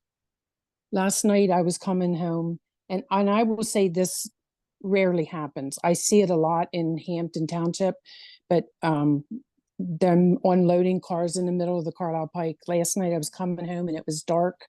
I have no idea where they were taking the cars to, whether it was a Cadillac or Bobby Ray, I don't know who it was, but they were unloading or loading cars in the middle of the Carlisle Pike. So my question is, do the car dealerships that's already there have the stipulation that that's not supposed to be happening? Chief? Kathy, it's state law that you're not allowed to do that. Okay. It's one of my pet peeves that has been passed down to the officers. I think that's why you don't see it as much here as you do Yeah. elsewhere. Very rarely I see it here, but last night I just did. asked when you see it, when you saw it last night, just call 911, let them know. Okay. I know some people think, well, it's not an emergency. It's the only way to get us after hours, and an Mm-hmm. officer will right back out and we'll take care of it. I mean, I know you can attest to it and the fire company as well. We have way too many accidents already on the Carlisle Pike, and if we can prevent something, this needs to be taken care of. So thank you. Kathy? Thanks, Chief. Okay, we'll go to supervisors to close out. Laura? Nancy? Just one thing, and that is I did attend the opening of the LL Bean store last week. If you haven't been there, go. It's a great place, and just, you don't have to buy anything. Just go in and look. It's an impressive store. So check it out. Thanks, Nancy. Harry? I have a couple of things. Tyler, thank you for helping out at the New Kingston Vision. I know you were on the hot seat, but you did very well. Thank you. Thank you. Cheryl was also there. And if you can come up with anything to make things a little better in New Kingston, please shoot those out to Kathy, if you would, and let me know also. Yes, sir. I guess everyone's heard a lot of things tonight. One of my biggest things is transparency. And I've always pushed for transparency for the township. I worked with Scott and Chris, and one of the things, I always let them do the professional things since they're on the staff all the time. But as far as the PC, all the members on the PC, they have my phone number. They can call me anytime. I don't call them unless there's a problem. And for me, that's very important. I've seen too many things go on in state government and local government, and I want to be as transparent as possible. I want to thank Scott for really doing a great job. He keeps me updated on things. So if anyone has any questions,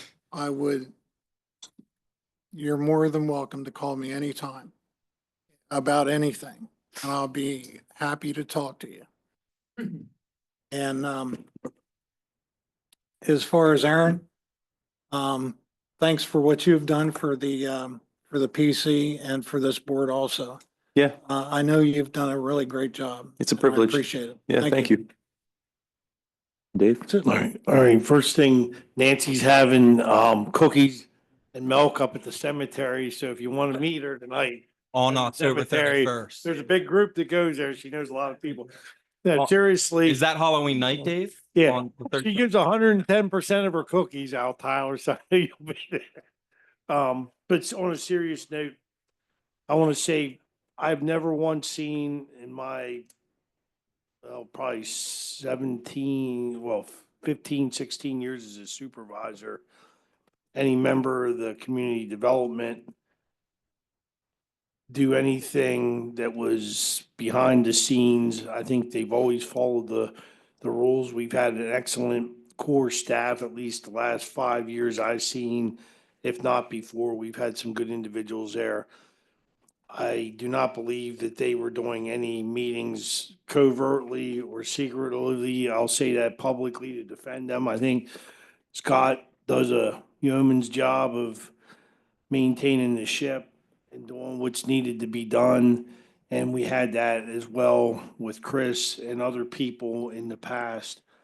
So I will say that I think we have a good bunch with some good integrity that always tries to do what's right. I want that publicly stated, at least on my end. I'm not speaking for any other supervisor. I'm speaking for myself to defend what was said tonight. I don't believe it.